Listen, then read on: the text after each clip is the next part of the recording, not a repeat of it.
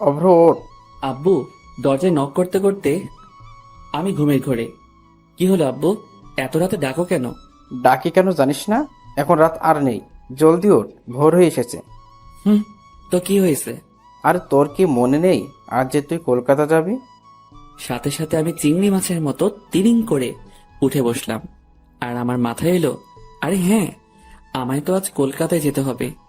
আমি এবার জি জি জি আব্বু। আচ্ছা, ওঠে ফ্রেশ হয়ে নে। হুম, আর তুমি ঘুমিয়ে পড়ো। আচ্ছা। এটা বলেই আব্বু চলে গেল।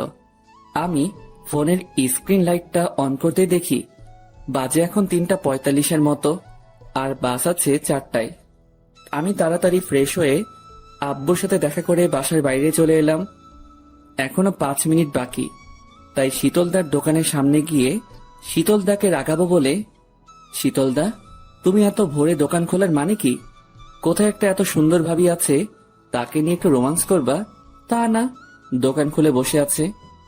শীতলদা এবার বাইরে এসে তুই আর কি বুঝবি, বাপের হোটেলে খাস তো। বাপের হোটেলে খাই তো বটে, তার সাথে লেকচারও ফ্রিতে খেতে হয়। আচ্ছা, চা খাবি? হুম, মন্দ হয় না, দাও। আর সিগারেট? না দাদা, আমি ওসব খাওয়া ছেড়ে দিয়েছি। শীতলদা এবার খুব হেসে আমায় খিল্লি করে, ভূতের মুখে রাম নাম। থাম বড় ভাই, থাম। ওই তো, বিশ্বাস করো না? তা কোথায় যাচ্ছিস এত ভোরে? একটা ফ্রেন্ডের বাসা। ফ্রেন্ডের বাসা নাকি? কোনো মেয়ে নিয়ে পালানো প্ল্যান আছে? দ্যাট কি যে তুমি বলো না। ওয়েট, আমি চা আনছি। ওকে, এবার দেখি আমি যে বাসে যাব সেই বাসটা আসছে। সো আমি হাত তুলতেই শীতলদা, এই, চাটা তো খেয়ে যা। না না, বাস মিস হয়ে যাবে। এটা বলা মাত্রই বাসটা আমার সামনে এসে দাঁড়ালো। আমি বাসে উঠলাম আর একটা সিটে বসে পড়লাম। সাইডে একজন অবশ্য বসে আছে। আমি অতটা খেয়াল না করেই বসে পড়লাম আর কানে ইয়ারফোন লাগিয়ে সিটে মাথাটা রাখলাম। ও হ্যাঁ, আমার পরিচয়টাই তো দেওয়া হয়নি। আমি হলাম অভ্র নীল। আমরা দুই ভাই। আমি হলাম বড় কর্তা, তবে নামেই আমি বড় কর্তা, বাট আমার থেকে ছোট কর্তা সব কাজেতে এক্সপার্ট। আর ভাবছেন আমার আব্বু কেন আমায় কষ্ট করে এত রাতে ডাকছিল? আম্মু তো ডাকতে পারতো। আরে ভাই, সবার কপালে আম্মু থাকে না। আজ থেকে 10 বছর আগে আমার আম্মু না ফেরার দেশে চলে গেছে আমাদেরকে ছেড়ে। ও হ্যাঁ, আমি এখন বেসিক করছি, মানে আব্বুর টাকা বরবাদ করছি। যা আমাদের রাজ্যের হাল মনে হয় না যে টিচিং করে টিচার হতে পারবো। তবুও আব্বুর শখ তাই করতে হচ্ছে। আমাদের তিনজন, মানে আব্বু, আমি আর আমার ছোট ভাই নিয়ে আমাদের ছোট্ট একটা সুখী পরিবার। আমরা দুই ভাই আব্বুর চোখে নয়নমণি, আব্বুর কলিজা। আমায় কলকাতা যেতে দিতেই চাইছিল না, অনেক কষ্টে মানিয়েছি। আসুন গল্পে ফেরা যাক। আমি এবার ব্যাগটা রাখার জন্য উঠলাম এবং সাইডে লাইট অন করা সুইচে হাত দিতেই কে যেন আমার পেটের কাছে একটা ছুরি রেখে, এই, একদম বাড়াবাড়ি করবেন না। যদি এতটুকু বাড়াবাড়ি করেছেন তো এখনই ঢুকিয়ে দেব। ভাইরে, ভয়েস শুনে তো মনে হচ্ছে একটা ইয়ং মেয়ের ভয়েস। আজকাল নাইটেও পকেট মারি হয় নাকি? শালা শুনেছিলাম পকেট মারা নাকি দিনেতেই বের হয়, বাট এখানে এখন, আল্লাহ আমায় বাঁচাও। আমি ব্যাগটা রেখে হাত দুটো উপরে তুলে নিলাম আর কাঁপতে কাঁপতে, দেখুন, আমি আপনাকে আমার সব দিয়ে দিচ্ছি, আমার মোবাইল, আমার পার্স, আমার ইয়ারফোন, আমার জামা প্যান্ট, বাট আমায় কিছু করবেন না। আমার মরতে যে অনেক ভয় লাগে। আমার এখনো বিয়ে হয়নি, বউয়ের সাথে বাসরাতও করা হয়নি। প্লিজ আমায় ছেড়ে দিন। পাশের সিটের পকেটমার মেয়েটা এবার খিলখিল করে হাসতে লাগলো। আবারও দেখি ছুরিটা খুঁচিয়ে, এই, আপনাকে কে পাঠিয়েছে বলুন, নয়তো এখানে আপনাকে প্রাণে মেরে ফেলবো। আমায় আবার কে পাঠাবে? আমি আমার বাসা থেকে আসছি। মেয়েটা আবার ভয়ে ভয়ে, দেখুন, মিথ্যা বলবেন না, আমি জানি আপনি আমায় মার্ডার করতে আসছেন। আমি এখন নিজের দিকেই তাকাচ্ছি আর ভাবছি, শালা নিজের মার্ডারের কথা শুনতে এত হাঁপিয়ে পড়ছি, আমি নাকি আবার অন্যের মার্ডার করতে আসবো। আমায় কি তাহলে কিলার ভাবছে নাকি? না না, আমি শুনেছিলাম এসব মেয়েরা নাকি ছলে বলে কৌশল করার জন্য অনেক কিছু কথা বলে। অব্র ভাই, সবকিছু দিয়ে বাস থেকে নেমে পড়, তোর কলকাতা যাওয়া লাগবে না। যদি জীবন থাকে তো কলকাতা যাবি, বিয়ে করবি, আরো অনেক কিছু করবি। আমি এবার একটা হাত পিছনে নিয়ে গেলাম, আমার পার্সটা বের করে ওনাকে দেওয়ার জন্য। এটা উনি নোটিশ করতেই, খবরদার, একদম না। যা শালা, কি চাই তাহলে? হঠাৎ বাসটা একটা ঝাঁকুনি দিতেই মেয়েটার হাতের ছুরিটা নিচে পড়ে গেল, আর সাথে সাথে আমি সুযোগ পেয়ে মেয়েটার দুটো হাত ধরে নিলাম। শালা, আজ আর একে ছাড়বো না। আমি এবার রেগে, কি এবার বাসের সবাইকে ডেকে বলবো যে আপনি একজন পকেটমার? মেয়েটার হাত ছাড়ানোর চেষ্টা করতে করতে, প্লিজ আমায় ভুল ভাববেন না, আমি কোনো পকেট মার না। তো কি শুনি, চোর নাকি ডাকাত? মেয়েটা এবার রেগে, দেখুন, যা তা বলবেন না। উফ, একে তো দোষ করেছেন, আবার তার উপর বাটপারি। আমি এবার মেয়েটার মুখের দিকে নোটিশ করতেই দেখি একটা ওড়না দিয়ে মেয়েটার নিজের মুখটাকে ঢেকে রেখেছে। আমি এবার কড়া চোখে, কি রোহিঙ্গা নাকি মুখ ঢেকে রাখছেন এভাবে? আপনি কে যে আপনাকে বলতে যাব? হাত ছাড়ুন বলছি, নয়তো আপনি বাঁচবেন না কিন্তু। কেন বাঁচবো না? আপনি কি কসাই নাকি যে আমায় মেরে ফেলবেন? আমি এখনো দাঁড়িয়ে আছি ওর হাত দুটো ধরে। হঠাৎ বুঝতে পারলাম আমার গিয়ার বক্সের ফিউজ উড়িয়ে দিল কেউ। আমি আমার গিয়ার বক্সের দিকে লক্ষ্য করতেই দেখি মেয়েটা ক্যাপ করে আমার ওখানে একটা লাথি মেরেছে। আমি যন্ত্রণায় মেয়েটার হাত ছেড়ে দিয়ে মেয়েটার থেকে লুকিয়ে ওখানে হাত দিয়ে, উফ, মরে গেলাম গো, পেতনিটা আমার আর ছেলে হতে দেবে না গো, এটা বলে বসে পড়লাম আর সিটে মাথা রাখলাম আর যন্ত্রণায় আহ উহ করতে থাকলাম। অবশেষে হালকা একটু যন্ত্রণা কমলো। এখন দেখি মেয়েটা ছুরি নিয়ে আমায় কোনো রকম ভয় দেখাচ্ছে না। মেয়েটা জানালার দিকে তাকিয়ে আছে, আমি রাগে ওর দিকে তাকিয়ে আছি। একবার বাস থেকে নামতে দে, তোকে আমি দেখে নেব। জানালার হাওয়াতে মেয়েটার ওড়নাটা আমার মুখের উপর পড়তেই আমি আরো রেগে, নিজের জিনিস সামনে রাখতে পারেন না, এটা বলেই আমি ওড়নাটা আমার মুখ থেকে সরালাম। আর মেয়েটাও আমার দিকে রাগি লুকে তাকিয়ে, সরি বলছি তো। ভাইরে, মেয়েটার মুখের দিকে আমি প্রথমবার তাকাতেই পুরাই ক্রাশ। আমার মনের গিটারটা টুং টুং করে বাজতে লাগলো। আহা, শালা একটা পকেট মার এত সুন্দরী হবে বলে আমি ভাবতেও পারিনি। ঘোলাটে দুটো চোখ, চোখের উপর নিচে কাজল মাখানো হালকা, নাকে একটা নাক ছাবি, আর দুটো গালে শুধু রাগের ছাপ। হাওয়াতে ওর চুলগুলো এবার আমার মুখের উপর পড়তে লাগলো। আমি তো পুরাই হারিয়ে গেলাম। আমার মুখ থেকে পকেট মাররাও এত সুন্দরী হয় আমি ভাবতেও পারছি না। মেয়েটা এবার ওড়নাটা আমার হাত থেকে কেড়ে, আমি কোনো পকেট মার নই। অভ্র পকেটমার হোক আর যেই হোক, বউ যদি বানাস একেই বানাস ভাই। উফ, পরীটা মনে হচ্ছে, ওর রূপ দেখতে থাকি। আমি হালকা হেসে, বুঝলাম আপনি তো পড়ি। না, আমি সেটাও না, আমি একজন সাধারণ মেয়ে। হুম, আমার তো মেয়ে বলে মনে হচ্ছে না। মানে? আমার তো মনে হচ্ছে আপনি স্বর্গ থেকে নেমে আসা কোনো এখন পড়ি। মেয়েটা হালকা হেসে চুল গুটিয়ে কানের মাথায় উপরে রাখতেই, হায় হায় হায়, আমি আরো ফিদা হয়ে গেলাম। বুকের বাম পাশে হাত দিয়ে মেয়েটার দিকে তাকালাম, আর ওই মেয়ে ক্রাশ খেয়েছি, হয় নাম্বার দেন নয়তো টাকা দেন। মেয়েটা এবার ব্যাগে হাত ঢোকালো, সাথে সাথে আমার মনে লাড্ডু ফুটতে লাগলো। এই রে অভ্র, তোর ভাগ্য খুলে গেছে রে, প্রথম চান্সে মেয়ে নাম্বার দেবে বলে ফোন বের করছে। আহা, আজ মনে কি আনন্দ। এবার দেখি মেয়েটা ব্যাগ থেকে হাত বের করে আমার হাতের উপরে কি যেন একটা রাখলো। আমি হাতের দিকে তাকাতেই দেখি শালা একটা 1 টাকার কয়েন। আমি মেয়েটার দিকে অসহায় চোখে তাকালাম আর বুঝলাম এই মেয়ে এত সহজে চিপে উঠবে না, একে চারা দিয়ে তুলতে হবে। মানে বুঝতেই পারছে না আমার কাছে তো নিনজা টেকটিকের গোডাউন আছে, সো ইউজ করা যাক। এই 1 টাকা আমার কাছে 1 কোটি টাকার থেকেও বেশি দামি। কেন? কারণ এই কয়েনটা যে তোমায় স্পর্শ পেয়েছে। মেয়েটা হালকা হেসে, পাগল নাকি? আমি হালকা হেসে, ধন্যবাদ পাগল বলার জন্য। কেন?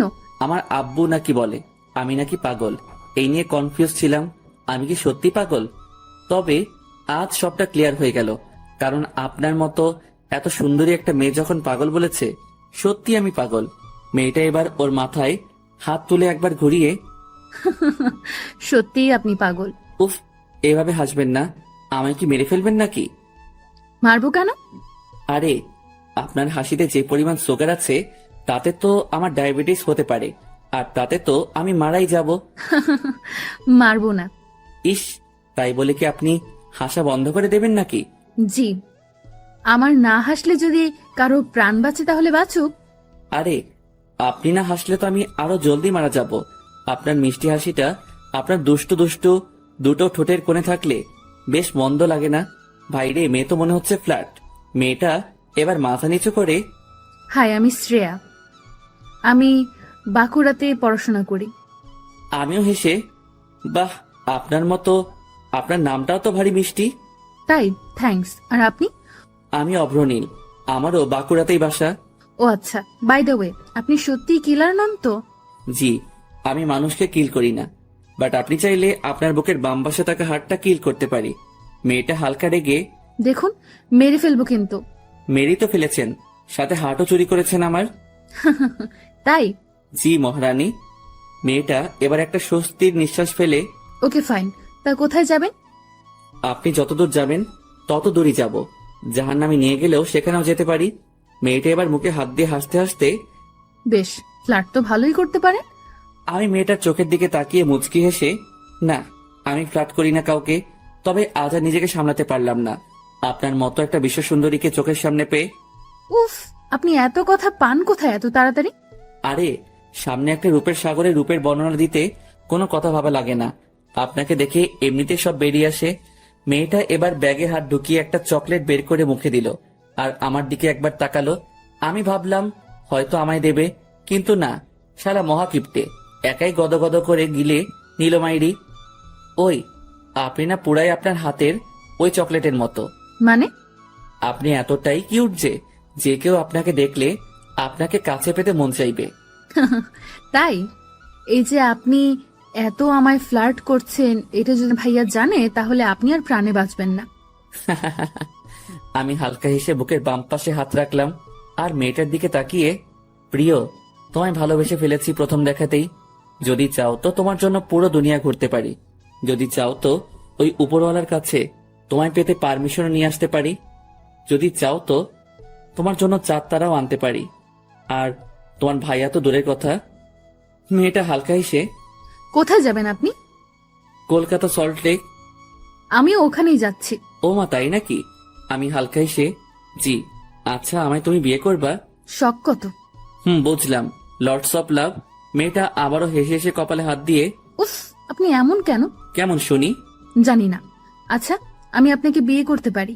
আমায় ভাইয়া রিসিভ করতে আসবে স্ট্যান্ডে। যদি ভাইয়াকে মানাতে পারো আমিও রাজি তাহলে। সত্যি? জি। এখন চুপ করে থাকো আর আমায় একটু শান্তিতে থাকতে দাও। আমি এবার মুখে হাত দিয়ে, ওকে চুপ। মেয়েটা এবার সিটে মাথা রাখলো আর চোখ দুটো বন্ধ করলো। উফ, মন তো চাইছে মেয়েটার মাথায় হাত বুলিয়ে দিতে। মেয়েটাকে এত কাছের কেন করতে মন চাইছে, তাও আবার একজন পকেট মারকে। সকাল 7:30 দিকে বাস স্ট্যান্ডে পৌঁছালাম। আমি এবার শ্রেয়াকে ডাকতে লাগলাম, শ্রেয়া, ওই শ্রেয়া। ও এবার চোখ খুলে, বাস স্ট্যান্ডে এসে গেছি তো, এবার উঠো। ওকে। এবার আমরা বাসের বাইরে নেমে এলাম। সামনে তাকাতেই দেখি একদল গুন্ডা আমাদের দিকে হেঁটে হেঁটে আসছে, হাতে ছুরি বড় বড়। কি ব্যাপার, এদিকে আসছে কেন? শ্রেয়া ছুটে গিয়ে ওই দলের সর্দারকে জড়িয়ে ধরলো আর চিৎকার করে, কেমন আছো ভাইয়া? সর্দারটা হেসে হেসে কি যেন বলল। তার মানে সর্দারের বোন এটা। এই মরেছে, আমি কাকে ঘাটিয়েছি? শালা অভ্র, তুই খুন হয়ে যাবি, কেটে পড় মানে মানে, এই শহর ছেড়ে দে। এবার দেখি শ্রেয়া আমার দিকে আঙুল তুললো। ও ভাই, ও ভাই, এ মেয়ে করে কি? শালা বলেও বলেছে নাকি এর মধ্যেই। দলটা দেখে এবার রাগি মুডে আমার দিকে এগিয়ে আসছে। আব্বু গো, তোমার আজ একটা প্রদীপ মনে হয় আর একটু পরে নিভে যাবে। ভাগ অভ্র ভাগ। আমি এবার দৌড় দিতে যাব, ঠিক তখনই ওই দলের সর্দার গম্ভীর হয়ে, এই ছেলে দাঁড়াও। ভাইরে, আজ আমি খতম। আমি না শোনার ভান করে চলতে লাগলাম আবারও। এই তোকে দাঁড়াতে বলছি না? আমি সাথে সাথে দাঁড়িয়ে পড়লাম। শালা, কপালে ঘাম জমে আসছে, বুকের ভেতর ঢিপ ঢিপ শব্দ হচ্ছে। আমি এবার পিছন ফিরে, জি, কিছু বলবেন আমায়? এবার দেখি শ্রেয়াকে ডাকলো। শ্রেয়া কাছে আসতেই, বোন, এই কি সেই ছেলে? ভাইরে, আমি আজ শেষ। কেন যে শুধু শুধু নিজের বাস নিতে গেলাম। শ্রেয়া এবার ঘাড় নেড়ে, জি ভাইয়া। শ্রেয়ার ভাইয়া এবার গম্ভীর হয়ে আমার ক্লোজে এলো। ভাইরে, আমার এবার প্যান্ট ভিজে যাওয়ার অবস্থা। আমি ভয়ে থরথর করে কাঁপছি। আল্লাহ, বাঁচাও আমায়, বাঁচাও প্লিজ। আমি চোখ বন্ধ করে আল্লাহকে ডাকতে লাগলাম। তারপরে বুঝলাম আমার কাঁধের উপরে হাত রেখেছে ওর ভাইয়া, মানে শ্রেয়ার বড় ভাই। এই কি রে, আমার ডান কাঁধে হাত রেখেছে, মানে আমার হাতটা কাটবে নাকি? অব্র, নিজের দোষটা স্বীকার করে নে। যদি হাতটাকে বাঁচানোর ইচ্ছা আছে তো। তাই 2 হাত জোর করে ওর ভাইয়ার সামনে, প্লিজ আমার হাত কাটবেন না, আমি তো ভাত খেতে পারবো না, আর বাম হাত দিয়ে আমার ভাত খাওয়ার অভ্যাস নেই, প্লিজ। শ্রেয়ার ভাইয়া এবার মাথা চুলকাতে চুলকাতে, পাগলা নাকি তুই? আমি ভয়ে ভয়ে, জি ভাইয়া আমি পাগল, আমায় ছেড়ে দিন প্লিজ। শ্রেয়া আমার দিকে তাকিয়ে মুচকি মুচকি হাসছে। আমি দেখলাম, শালা আজ পর্যন্ত কাউকে দেখলাম না যে কাটা ঘায়ে নুনের ছিটা না দিয়েছে।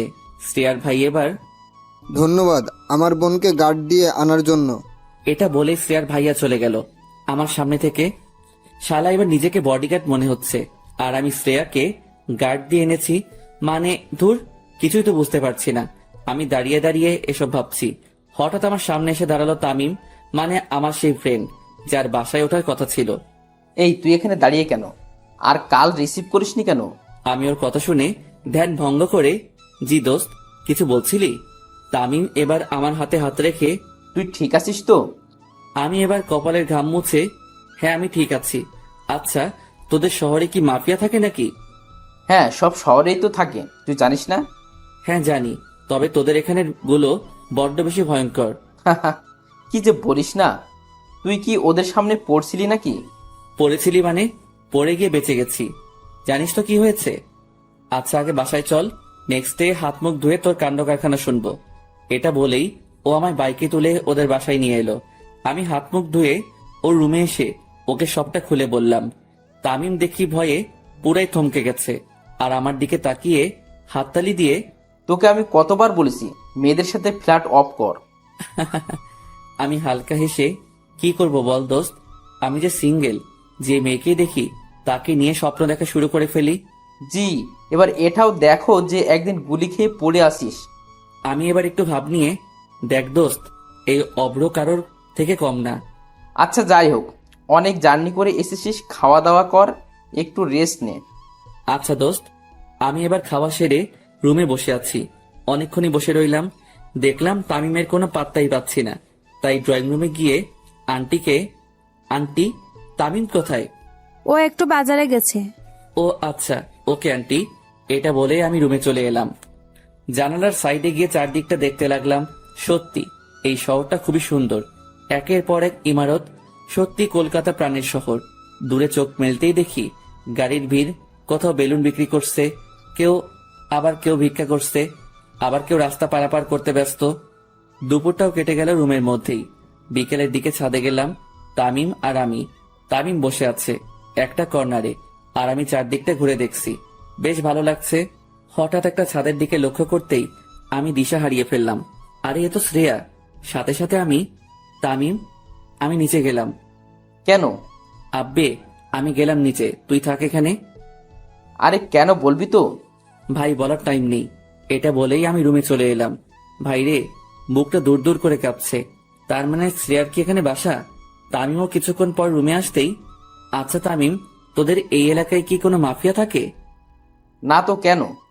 না, তাহলে ওই যার কথা বলছিলাম তার বোনকে দেখলাম অন্য একটা ছাদে, তাই আর কি। দূর বেটা, তুই একটু আজকাল বেশি দেখিস। হতে পারে। আমি এবার ড্রেস চেঞ্জ করে বাইরে এসে দাঁড়িয়ে আছি তামিমের জন্য। বেশ স্টাইল এবং ভাব ধরে পকেটে হাত গুজে হিরো আলমের মতো দাঁড়িয়ে রাস্তার দিকে তাকিয়ে আছি গেটের সামনে। সাইড থেকে কে যেন বলল, এক্সকিউজ মি। আমি সাইডে তাকাতেই দেখি, আরে এ তো শ্রেয়া। আমি সাথে সাথে মুখ ঘুরিয়ে নিলাম। শ্রেয়া এবার আমার সামনে এসে, আপনি সেই ছেলেটা না যার সাথে আমার বাসে মিট হয়েছিল? আরে কি যাতা বলছেন, আমি আপনাকে চিনি না। শ্রেয়া এবার আমার সামনে এসে, না, আপনি সেই ছেলেটাই। শ্রেয়া এবার আমার হাত ধরে হ্যান্ডশেক করে, থ্যাংক ইউ সো মাচ আমায় আমার গন্তব্যে পৌঁছে দেওয়ার জন্য। আমার পেছনে এই শহরের এক মাফিয়া লেগেছিল। খবর পেয়েছিলাম আমায় নাকি বাসে অ্যাটাক করবে, তাই আমি ভয়ে আপনার সাথে তখন ওরকম ব্যবহার করে ফেলেছিলাম। এটা বলেই মেয়েটা কানে হাত দিয়ে, সরি ইয়ার। আমি এবার মেয়েটার দিকে তাকালাম। মেয়েটা সরি বলার কায়দাতেও একটা জাদু আছে। আমি হালকা হেসে, তার মানে আমাদের মধ্যে বাসে যা হয়েছে তা আপনি কিছুই বলেননি আপনার ভাইয়াকে? মেয়েটা এবার হালকা হেসে, বাচ্চা ধন, এবার পথে এসেছেন তাহলে, এবার তো বলে দেখতেই হবে। আর হ্যাঁ, তখন আমায় ছাদ থেকে দেখে নেমে গেলেন কেন? ভয় পেয়েছেন বুঝি? আমি এবার আরো একটু ভাব নিয়ে, যা কি যাতা বলছেন, আমি একটা স্মার্ট পোলা, আর আমি আবার ভয়? তাই নাকি? তাহলে এবার বাসে ঘটে যাওয়া ঘটনাটা ভাইকে বলতেই হচ্ছে দেখি। আমি সাথে সাথে ভয় চুপসে, প্লিজ ম্যাডাম, এরকম সর্বনাশ করবেন না, আমি এখনো বাঁচতে চাই। ও মা, আপনি যে বাসে বললেন আমায় পেতে নাকি আপনি মরতেও রাজি আছেন। আমি আবারও একটু ভাব নিয়ে, সে আলাদা ব্যাপার। বেশি ব্যাপার করলে না পেপে দিয়ে চেপে দেব। আরে এই মেয়ে তো দেখি বড় শেয়ানা। আচ্ছা, আমি একটু বাইরে যাব, সো আপনি এখন আসতে পারেন। আসতে পারি মানে আমার সাথে এখন তুইও যাবি? কোথায় আর কেন? মার্কেটে। আর কেন মানে? আজ থেকে তুই আমার বডিগার্ড। ও হ্যালো, আমি এখানে ঘুরতে এসেছি, কারোর বডিগার্ড হতে না। সাথে সাথে মেয়েটা আমার দিকে আঙুল তুলে, তাহলে গিয়ে বলি আমার ভাইয়াকে বাসে ঘটে যাওয়া ঘটনাটা। মানে কি, আমায় কিন্তু ব্ল্যাকমেইল করা হচ্ছে। তাতে ক্ষতি কি? দেখুন, আমি কিন্তু পুলিশে কমপ্লেন করব। আমার ভাইয়া সামলে নেবে। কেন, আপনার ভাই কি উকিল নাকি? জি, সব আমার ভাইয়া। এ শহরে ওনার কথাই চলে। আমি এবার আরো বেশি ভয় পেয়ে, আচ্ছা এখন বলুন আমায় কি করতে হবে? চল ড্রাইভ কর। স্লিম চলবে, ভালোই ড্রাইভ করা যাবে। মেয়েটা এবার রেগে, ও হ্যালো, আমি গাড়ির কথা বলছি। আমিও হালকা হেসে মেয়েটার দিকে তাকিয়ে, বেশ ভালো গাড়িটা। মেয়েটা এবার আমার হাতে চাবিকাঠি তুলে, ওই যে গাড়িটা আছে ওইটা আমার, যান নিয়ে আসেন। আমি মেয়েটার দিকে তাকিয়ে রেগে, আমি কিন্তু ড্রাইভার না, এটা বলেই আমি মেয়েটার থেকে দূরে আসবো। ঠিক তখনই মেয়েটা আমার পেটের কাছে পিস্তল রেখে, এবার বল যাবি কিনা। আমি এবার ভয়ে হেসে হেসে, আমি যাচ্ছি, এই যাচ্ছি, এটা বলে এগোতে যাব। ঠিক তখনই তামিম বাসা থেকে বেরিয়ে, কিরে কই যাস? আমি তামিমের দিকে অসহায় চোখে তাকিয়ে, ভাই তুই আমায় বাঁচা। তামিম এবার আমার কাছে এসে, কি হয়েছে? ভাই এই মেয়ে। সাথে সাথে মেয়েটা পিছন থেকে পিস্তলটা দেখালো আর শুট করার ইশারা করলো। আমি এতে ভয় পেয়ে, না দোস্ত কিছু না, আজ না অন্যদিন বের হব, আজ একটু আমার ফ্রেন্ডের সাথে বের হব। তামিম এবার মেয়েটার দিকে তাকাতেই শক খেয়ে, তুই পাগল নাকি? মাফিয়ার বোনের সাথে বের হবি? ভাই হাতি পাকে পড়লে যেমন মশাও লাথি মারে, ঠিক তেমন আমার অবস্থা হয়েছে এখন। মেয়েটা এবার আমাদের কাছে এসে, ওই অব্র, চলেন, আমার একটু তাড়া আছে। এটা বলেই আমার হাত ধরে গট করে গাড়ির কাছে নিয়ে চলে গেল। আমি নিরুপায় হয়ে ড্রাইভিং সিটে বসলাম, মেয়েটা সাইডে বসলো, আর আমি গাড়ি স্টার্ট দিলাম। এখন অন দা ওয়ে। আমি মেয়েটার দিকে তাকিয়ে, আচ্ছা আপনাকে একটা কথা বলবো? বলুন। আপনি কি সত্যি এমন, নাকি না বাইরের আগের পিছনে একটা ভালো মনের মানুষ লুকিয়ে আছে? মেয়েটা এবার আমার দিকে কড়া চোখে তাকিয়ে, সেটা আপনার জেনে লাভ কি? আমি এবার হালকা হেসে, যতই হোক আমি তো আপনার ফিউচার হাজবেন্ড। সাথে সাথে মেয়েটা আমার দিকে পিস্তল তুলে, গুলি মেরে খুলি উড়িয়ে দেব। আরে কুল, এটা করলে যে আপনি আম্মু হতে পারবেন না। দেখুন, ভালো হচ্ছে না, কিন্তু আপনি আমার প্রাণ বাঁচিয়েছেন, তাই আপনাকে ছাড়তে বাধ্য হচ্ছি। আমার ব্যাকগ্রাউন্ড জানেন না, আজ পর্যন্ত 20টার বেশি খুন করেছি। এবার আমি একটু শান্তি পেলাম, কারণ মেয়েটা আমায় মারবে না, সো একটু বেশি করে মজা করা যেতেই পারে। তাই আমি আরো করবেন।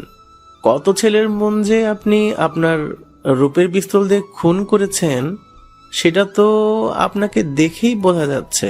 মেয়েটা পিস্তলের নলটা আমার মুখে ঢুকিয়ে দিয়ে, দেব ট্রিগারটা চেপে। আমি ভয় না পেয়ে শ্রেয়ার দিকে তাকালাম, আর মিটি মিটি চোখে তাকাতেই ও দেখি পিস্তল সরিয়ে ওর সিটে গিয়ে বসলো। শ্রেয়া এবার আমার দিকে তাকিয়ে হালকা হেসে, আচ্ছা, আপনার ভয় করে না মৃত্যুকে? জি ভয় করে অনেক, তবে আপনার হাতে মরতে আমার এতটুকু ভয় করবে না। তাই নাকি? এভাবে কত মেয়েকে নিচের জালে ফাঁসিয়েছেন শুনি। কাউকে ফাঁসাতে পারিনি, তবে আপনাকে ফাঁসাতে পারি যদি আপনি পারমিশন দেন। মেয়েটা রাগী লোকে আমার দিকে তাকালো আর কপালে হাত দিয়ে, ভাগ্যিস তুমি আমার জান বাঁচিয়েছো, নয়তো এখনই। আচ্ছা বাদ দেন, কই যাবেন বলুন? সামনে একটা মল আছে, ওখানে। ওর কথা মতো মলে দাঁড়ালাম এবং ভেতরে ঢুকলাম। উফ, সব মেয়েগুলো পুরাই আগুন। কার দিকে তাকাবো, কারোর দিকে না তাকিয়ে থাকবো, কিছুই বুঝতে পারছি না। তাই আমি একটা জায়গায় গিয়ে দাঁড়িয়ে শুধু মেয়েদের দেখতে লাগলাম। কিছু মেয়ে আমায় পাগল ভেবে হাসতে হাসতে আমার সামনে থেকে চলে যাচ্ছে, আমিও তাদের দেখে হাসছি। শ্রেয়া কোথা থেকে এসে যেন আমার বাম হাতটা ধরে আমার পেটে একটা কিল বসিয়ে দিল আর চোখের দিকে দুটো আঙ্গুল বাড়িয়ে, এখানে আপনাকে মেয়ে দেখানোর জন্য নিয়ে আসা হয়নি। আমি পেটে হাত দিয়ে, ওকে চলুন। উফ, শান্তি মতো দুটো মেয়েও দেখতে পারবো না। মেয়েটা গম্ভীর হয়ে আবারও, আমার সাথে সাথে থাকবেন, আমায় ছেড়ে কোথাও যাবেন না, আমার ক্ষতি হতে পারে। আমি এবার আমার একটু সরল মনে ভাবলাম, না, মেয়েটার সাথে থাকা দরকার, কারণ সত্যি ওর যদি কোনো ক্ষতি হয়। শ্রেয়া এখন ড্রেস চুজ করছে আর একটা ড্রেস নিয়ে ট্রায়াল রুমের দিকে এগোচ্ছে। আমিও পিছনে পিছনে গেলাম। শ্রেয়া ট্রায়াল রুমে ঢুকলো, তখনই আমার মাথায় এলো যদি ভিতরে কোনো ক্ষতি হয় ওর। তাই আমি ট্রায়াল রুমের দরজাটা বন্ধ না করতে দিয়ে, ওয়েট, এটা বলেই আমিও ভিতরে ঢুকে গেলাম এবং দরজা বন্ধ করে হাত গুটিয়ে দাঁড়িয়ে রইলাম। শ্রেয়া দেখি আমার দিকে খুব রেগে তাকিয়ে আছে। আমি এবার মাথা চুলকাতে চুলকাতে, কি হলো, চেঞ্জ করুন। শ্রেয়া আমার দিকে তাকিয়ে, আর ইউ ম্যাড? নো। আরে চেঞ্জ করবেন তো নাকি? আমি আপনার সামনে। হ্যাঁ, আপনাকে তো আমি গার্ড দিচ্ছি। মেয়েটা কি করবে না করবে ভেবে পাচ্ছে না, তাই আমার সামনে এলো। আমার শার্টের কলারটা ধরে, তুই আমার বর না যে ট্রায়াল রুমে তোকে নিয়ে রোম্যান্স করব, যা বের হ। সাথে সাথে কে যেন দরজা ঠেলে ভেতরে ঢোকার চেষ্টা করতেই আমি ওর উপর পড়ে গেলাম। ভর সামলাতে না পেরে আমার ঠোঁট দুটো ওর ডান গালে স্পর্শ হলো। শ্রেয়া এবার আমায় ওর উপর থেকে ফেলে দিয়ে আমার গালে দুটো থাপ্পড় দিল আর আমার দিকে তাকিয়ে, ড্যাম ইট, বেরিয়ে যান। আমি গালে হাত দিয়ে চুপচাপ বাইরে গাড়ির কাছে চলে এলাম। শ্রেয়া শপিং না করে সোজা গাড়ির কাছে এলো এবং আমার দিকে ঘৃণার চোখে তাকালো এবং গাড়ির বাম সাইডে গিয়ে বসলো। আমি কোনো কথা না বলে ড্রাইভিং সিটে বসলাম। গাড়ির স্টার্ট দিয়ে রাস্তার উপরে উঠলাম। কোথায় যাব এখন আমরা? বাসায়। আপনার কই বাসা? আপনি যেখানে এসে উঠেছেন তার সাইডেই। ও আচ্ছা। এটা বলেই ও মুখ ঘুরে নিল জানালার দিকে। আমিও আর কোনো কথা না বলে সোজা বাসার কাছে গাড়ি নিয়ে এসে গাড়ি থেকে নেমে চলতে শুরু করলাম। তখনই মনে হলো আমার সবটা জানানো উচিত, কারণ তখন তো ভুলটা আমার ছিল। তাই আমি, এই যে শুনছেন ম্যাম? মেয়েটা গম্ভীর হয়ে আমার দিকে তাকিয়ে, ইয়েস। বলছি যে, কোনো কথা না গো। আমি এবার মাথা নিচু করে, প্লিজ আমার কথাটা শুনুন। তখন আমি ইচ্ছা করে আপনার উপর পড়তে চাইনি। ট্রায়াল রুমের দরজায় কেউ ধাক্কা দিয়েছিল, তাই আমি আপনার উপরে পড়তে বাধ্য হয়েছিলাম। যতটা খারাপ আমায় ভাবছেন আমি কিন্তু ততটা না। এটা বলেই আমি মুখ ফিরিয়ে তামিমদের বাসায় এসে ঢুকে গেলাম। রুমে এসে বসে আছি। তামিম নাকি একটু কাজে বাইরে বের হয়েছে। আমি বিছানায় বসে আছি কপালে মোবাইলটা রেখে। মনে হচ্ছে ভুলটা আমারই। কোনো মেয়ের সাথে আমি কেন? যে কোনো ছেলে এরকম ব্যবহার করলে সত্যিই দোষী মনে হবে। নিজেকে খুব গিল্টি ফিল করছি। এখন বাজে প্রায় 8:30টার মতো। তাই একটু তামিমদের বাসার ছাদে গেলাম। ছাদের এক কর্নারে দাঁড়িয়ে মুখে একটা সিগারেট তুললাম। অবশ্য আমি নেশা ছেড়ে দিয়েছিলাম, কিন্তু আজ এতটা আমার খারাপ লেগেছে, আমার ঠোঁট আবার সিগারেটের স্পর্শ পেতে বাধ্য হলো। ছাদে বেশ বসন্তের হাওয়া বইছে। সারা দিন গরম আর হালকা শীতল বাতাস। সিগারেটটা একটা টান নিয়ে বাম হাতে ধরে ছাদের পাঁচিলের উপরে হাতটা রাখলাম আর মাথাটা নিচু করে শ্রেয়ার সাথে ঘটে যাওয়া ট্রায়াল রুমের ওই মোমেন্টটা ভাবতে লাগলাম। ছি, নিজেকে আমি কন্ট্রোল করতে পারলাম না। চিলেকোঠায় একটা লাইট জ্বলছে, তামিমদের বাসায় আরো অবশ্য জ্বলছে অন্যদের বাসাতেও। আমি লাইটের চারিদিকে তাকাচ্ছি আর এক সময়ে মাথাটা উঁচু করে ছাদের পাঁচিলে গা হেলিয়ে দাঁড়িয়ে রইলাম। আমি ভুলেই গেছি যে আমার হাতে সিগারেটটা জ্বলানো আছে বলে। অন্ধকারের মধ্যেই কে যেন আমায় ডাকতে লাগলো। আমি বুঝতে পারলাম না কে আমায় ডাকছে এই টাইমে। আমি কোনো রকম মনোযোগ না দিয়ে চুপচাপ দাঁড়িয়ে রইলাম কিছুক্ষণ।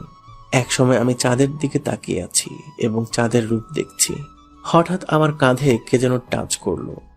আমি মাথা ঘোরাতে দেখলাম শ্রেয়া আমার কাঁধে হাত রেখে আমার দিকে তাকিয়ে আছে, কেমন একটা দৃষ্টিতে যেন।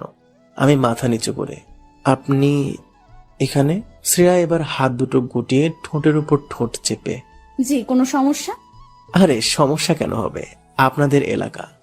আমি বলতে চেয়েছি তামিমদের বাসায় আপনি একা এসেছেন, তাও আন্টি কিছু বলেনি আপনাকে আসতে দেখে?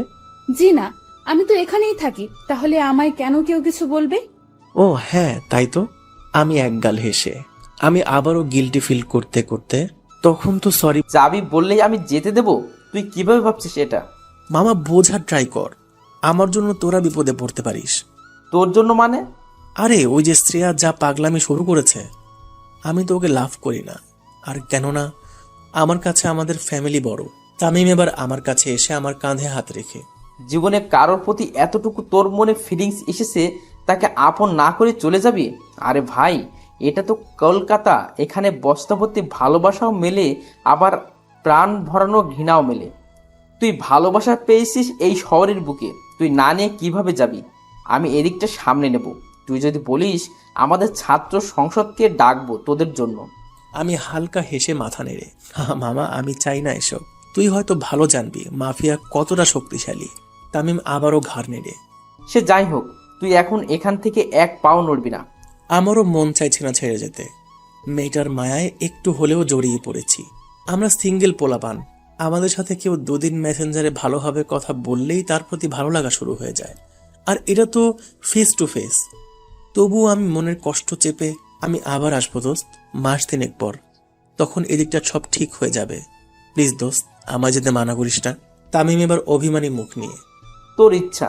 এটা বলেই ও আবার বিছানায় গিয়ে বসলো। বুঝলাম ছেলেটা রাগ করেছে। আমি তামিমের দিকে তাকালাম আর ভাবতে লাগলাম ছেলেটা কত জেদ করে আমায় বাসা থেকে ওর বাসায় নিয়ে এসেছে। ওর শখ ছিল আমায় এই শহরটা ঘুরিয়ে দেখানো, তবে পসিবল হলো না। দুপুরে লাঞ্চ সেরে আমি লাগেজ নিয়ে বাইরে বের হয়ে এলাম। এখন বাইরে প্রচুর রোদ, কেউ কোথাও নেই, আর শ্রেয়াও দেখতে পাবে না। তামিম গোমরা মুখ নিয়ে বাইক নিয়ে দাঁড়িয়ে আছে। আমি হেসে হেসে, আরে পাগলা, আমি তো আবার আসবো। না, তোকে আর আসতে হবে না, তোকে ফেলে দিয়ে আসি বাস স্ট্যান্ডে। আমি এবার আন্টি আঙ্কেলের সাথে দেখা করে তামিমের বাইকে উঠলাম এবং বাস স্ট্যান্ডে এসে বাসে উঠলাম। বাসের জানালার ধারে সিটে বসলাম। জানালার দিকে মন খারাপ করে তাকিয়ে আছি। মনে হচ্ছে আজ আমার মনটা কোনো কলা গাছের ভেলার মতো ভেসে আছে ভালোবাসার সাগরে। ডুবতে চাইলেও ফ্যামিলি আমায় বাধ্য করছে আমি যেন না ডুবি।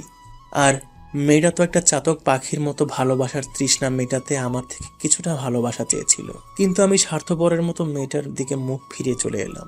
আমি সোনার কাঠি খুঁজে পেয়েছিলাম, কিন্তু সোনার কাঠির যত্ন করার ভাগ্য আমার হয়ে ওঠেনি। এবার একটা লম্বা আশ্বাসের শ্বাস নিয়ে আবারও জানালার দিকে তাকালাম এবং হালকা হেসে, সালাম তোমায় কলকাতা।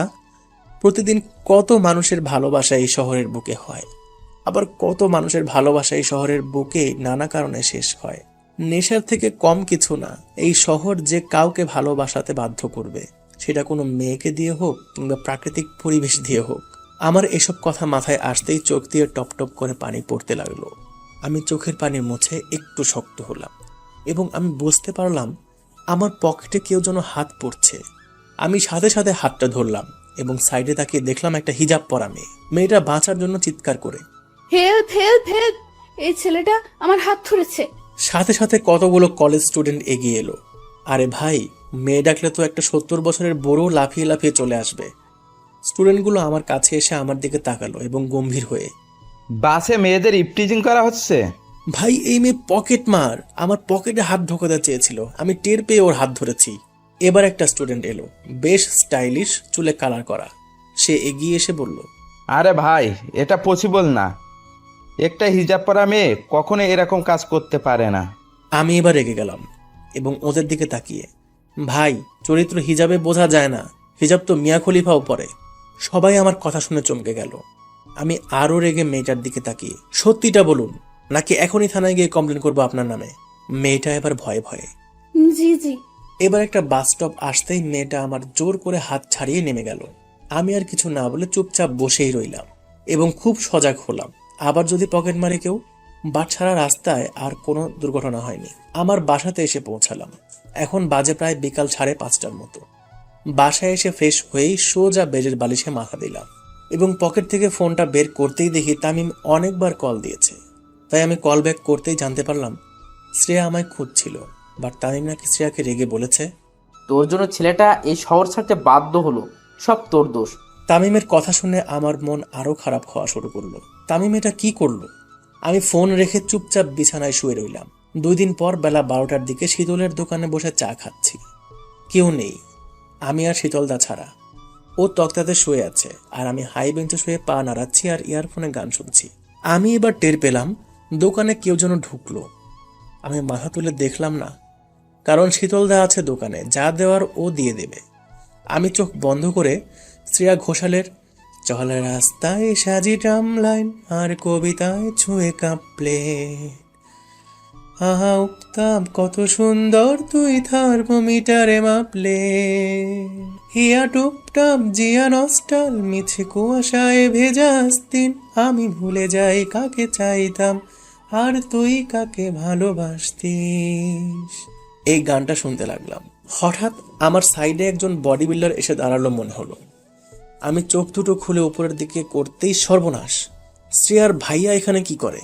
শ্রেয়া কি তার মানে ওর ভাইয়াকে বলে দিয়েছে সবটা? আমার দিকে শ্রেয়ার ভাইয়া রাগী লোক দিয়ে। কি ব্যাপার? আমার বিশ্বাস হলো না যে এটা শ্রেয়ার ভাইয়া কিনা। দূর, আমার মনের ভুল। তাই আমি চোখ দুটো ঘষে আবারও তাকালাম, দেখলাম আরে সত্যিই তো শ্রেয়ার ভাই। আমি এবার ভয়ে ভয়ে বেঞ্চ থেকে উঠে, জি বলুন। তুই এখানে? জি, আমার এখানে বাসা তো। ও আচ্ছা। আমি ভয়ে কাঁপছি, শালা এখানে কি করে শ্রেয়ার ভাই? আমি এবার, আচ্ছা ভাইয়া একটা কথা জিজ্ঞাসা করতে পারি? কর। আপনি এদিকে কেন রে, আসতে পারি না বুঝি? আরে আরে না, তা না, আপনাকে তো দেখিনি কখনো কোনোদিন এই রাস্তায়। এই বেটা, তুই আমার কয়দিন চিনিস যে দেখলেও তখন চিনতে পারবি? আর আমি শ্রেয়াকে মেসে রাখতে যাচ্ছি। কথাটা শোনার সাথে আমার বুকের মরুভূমিতে কেমন একটা ঝোড়ো হাওয়া বইল খুশির। আমি এবার হালকা হেসে, ও আচ্ছা, এটা বলেই আমি বাইরে বের হয়ে এলাম। দেখলাম যে রাস্তার ওই সাইডে কদম গাছের নিচে ওদের গাড়িটা দাঁড়িয়ে আছে। ওদিকে একটা বড় গাছের বাগান আছে। আমি ওখানে গিয়ে প্রায় আড্ডা মারি। আরে ভাইয়ারা আমায় যেখানে শেয়াল দৌড় করিয়েছিল সে জায়গাটার কথা বলছি। আমি রাস্তা পার না হয়ে রোদের মধ্যেই দাঁড়িয়ে আছি। শুধু একটা বারের জন্য শ্রেয়া গাড়ি থেকে নামবে অথবা জানালাটা খুলবে। প্রায় 5 মিনিটের মতো দাঁড়িয়ে রইলাম। শ্রেয়ার কোনো রেসপন্স পেলাম না। শ্রেয়ার ভাইয়া এবার শীতলের দোকান থেকে বেরিয়ে আসতেই আমি হাঁটা শুরু করলাম ভয়ে ভয়ে আমার বাসার দিকে। শ্রেয়ার ভাইয়া গাড়ির কাছে এলো এবং গেটটা খুললো। আমি আর চোখে দেখলাম। গেটটা খোলার পরেই শ্রেয়া গাড়ি থেকে নামলো। আমি সাথে সাথে নিজেকে লুকানোর ট্রাই করতে থাকলাম। যদি আমায় এখানে আজ শ্রেয়া দেখে আমায় অনেক খারাপ ভাববে। শ্রেয়াকে দেখে মন তো চাইছে ওর দিকে তাকিয়েই থাকি, বুকে জমানো ওর জন্য ফিলিংসগুলো ওর সাথে শেয়ার করি। আমি রাস্তায় চলতে চলতে একটা সাইডে মাথা ফাটানো রোদের মধ্যেই থমকে দাঁড়িয়ে পড়লাম। বুকের বাম পাশটা চিনচিন করে উঠল। মাথাটা কেমন ভারী ভারী হয়ে আসছে। মেয়েটা এত কাছে পেয়েও একবার কথা বলার পর্যন্ত সুযোগ পাচ্ছি না। ওর যে ভাইয়া আছে। আমি আবারও চলা শুরু করলাম, এটা বুঝে যে আমার কিছু করার নেই। বাড়াবাড়ি করলেই সর্বনাশ করে দেবে ওর ভাইয়া। মাফিয়া নামক শব্দের মধ্যে জড়ানো আছে খুন, রক্ত আর দাদাগিরি। আমি কানে ইয়ারফোনটা ভালোভাবে গুঁজে মাথা নিচু করে রাস্তায় চলতে লাগলাম। বাসার কাছাকাছি আসতেই শীতলদা ফোন দিয়ে, কি রে, তোকে যে ওই লোকটা ডাকছিল, তুই এলি না কেন? কোন লোকটা আর কখন? আরে এই তোরে এখনই তোকে ডাকছে। কে ডাকছে? শীতলদার থেকে ফোনটা নিয়ে, এই আমি বলছি রে শ্রেয়া আর ভাইয়া, তোর সাথে ঠিকমতো কথাই হলো না, আয় এখানে একবার। কথাটা শুনে প্রথমে খুশি হলেও পরে মনে হলো আমায় শ্রেয়া কি ভাববে। মনটা শক্ত করলাম এবং আকাশের দিকে তাকিয়ে একটা আশ্বাসের নিঃশ্বাস ফেলে ভাবলাম যা হয় দেখা যাবে। মেয়েটাকে ছাড়া অন্য কিছু ভাবতেও পারছি না। তাই আমি আবারও শীতলদের দোকানের কাছে গেলাম। ভেতরে ঢোকার জন্য দরজার ওপারে একটা পা রাখলাম। শ্রেয়া চায়ের কাপ হাতে নিয়ে আমার দিকে তাকালো আর আমায় দেখে পুরোই আশ্চর্য মনে হয়। ও আমায় এখানে দেখবে কখনো ভাবতেও পারেনি। হয়তো এখন ওর 2 চোখকে বিশ্বাস করতে পারছে না। আমার দিকে একভাবে তাকিয়ে আছে। আমি মাথা নিচু করে ভাইয়ার কাছে গিয়ে, জি ভাইয়া বলুন। কিরে, কেমন আছিস? জি ভাইয়া ভালো, আপনি? এই তো ভালোই আছি। সেদিনের জন্য অনেক ধন্যবাদ। তুই না থাকলে না জানি আমার বোনের কি হতো। আমি হালকা হেসে শ্রেয়ার দিকে তাকিয়ে, আরে ধন্যবাদ দেওয়া লাগবে না ভাইয়া, এটা তো আমার কর্তব্য। শ্রেয়ার ভাইয়া এবার শীতলকে টাকা দেওয়ার জন্য পিছনের পকেটে হাত দিতেই, এই রে, গাড়িতে পাস রয়ে গেছে। আমি এবার বলতে যাচ্ছিলাম যে শীতলদা আমি দিয়ে দিব। জিভের কাছে কথাটা এলেও আমি আটকে নিলাম এই কারণেই, দুটো কথা তো শ্রেয়ার সঙ্গে বলতে পারবো। শ্রেয়ার ভাইয়া এবার উঠে পার্স আনার জন্য গাড়ির কাছে যেতে লাগলো। শ্রেয়া আমার দিকে তাকালো এবং রাগে চায়ের কাপটা আমার দিকে ছুড়ে দিল। শীতলদা দেখে অবাক হয়ে গেল। আমি শীতলদাকে থামতে বললাম, আমি শ্রেয়াকে কষ্ট দিয়েছি অনেক, তাই হয়তো আজ আমায় রাগ দেখাচ্ছে। আমি মাথা নিচু করে রইলাম। শ্রেয়া ফিসফিস করে চোখটা মুছতে মুছতে আই হেট ইউ। এবং ওদের সামনে গিয়ে, এই মিতু, এই পেতনিটাকে বলুন তো। ভাই রে, শ্রেয়া রেগে আগুন। শ্রেয়া এবার আমার দিকে তাকিয়ে। এই পেতনি কাকে বলছেন? আমি মিতুর দিকে তাকিয়ে। এই যে মিতুর মতো পরীর পাশে যে মেয়েটা দাঁড়িয়ে আছে, মিতু সরে আসেন, পেতনির পাশে আপনাকে একদম মানাচ্ছে না। মিতু আমার দিকে তাকিয়ে মিটিমিটি হাসছে, আর এদিকে শ্রেয়া রেগে আগুন হয়ে। ইডিয়ট! আই মিতু চল। এটা বলেই মিতুকে টানতে লাগলো। আমি মিতুর দিকে তাকিয়ে হালকা হেসে, মিতু এভাবে যাবেন না, বড্ড কষ্ট লাগে। যে কোনো পরীকে এত কাছে পেয়ে তার সাথে কিছুটা টাইম স্পেন্ড করতে পারলাম না। মিতু এবার শ্রেয়ার হাতটা ছাড়িয়ে আমার সামনে এলো এবং মাথা তুলে। আমিও তো চাই একটু টাইম স্পেন্ড করতে। মিতুর এমন চেঞ্জ দেখে শ্রেয়া ওর সামনে এলো আর মিতুর দিকে তাকিয়ে, এই তুই আমার বেস্টি, একটা ছেলের জন্য আমায় ছেড়ে যাচ্ছিস? আমি সাথে সাথে হতে পারি একজন ছেলে, তবে মিতু যদি চায় আমি হব তার প্রতিটা স্বপ্ন পূরণ করার একজন দায়িত্ববান মানুষ। মিতু এবার শ্রেয়ার দিকে তাকিয়ে, প্লিজ শ্রেয়া, দেখ না ছেলেটা কত ভালো, কত ইনোসেন্ট। ভাই রে, কোনো মেয়ের থেকে আজ এত প্রশংসা শুনছি। আমার বুকটা এখন 40 ইঞ্চি হয়ে গেছে। যদিও আমার বুক সজনে পাটার।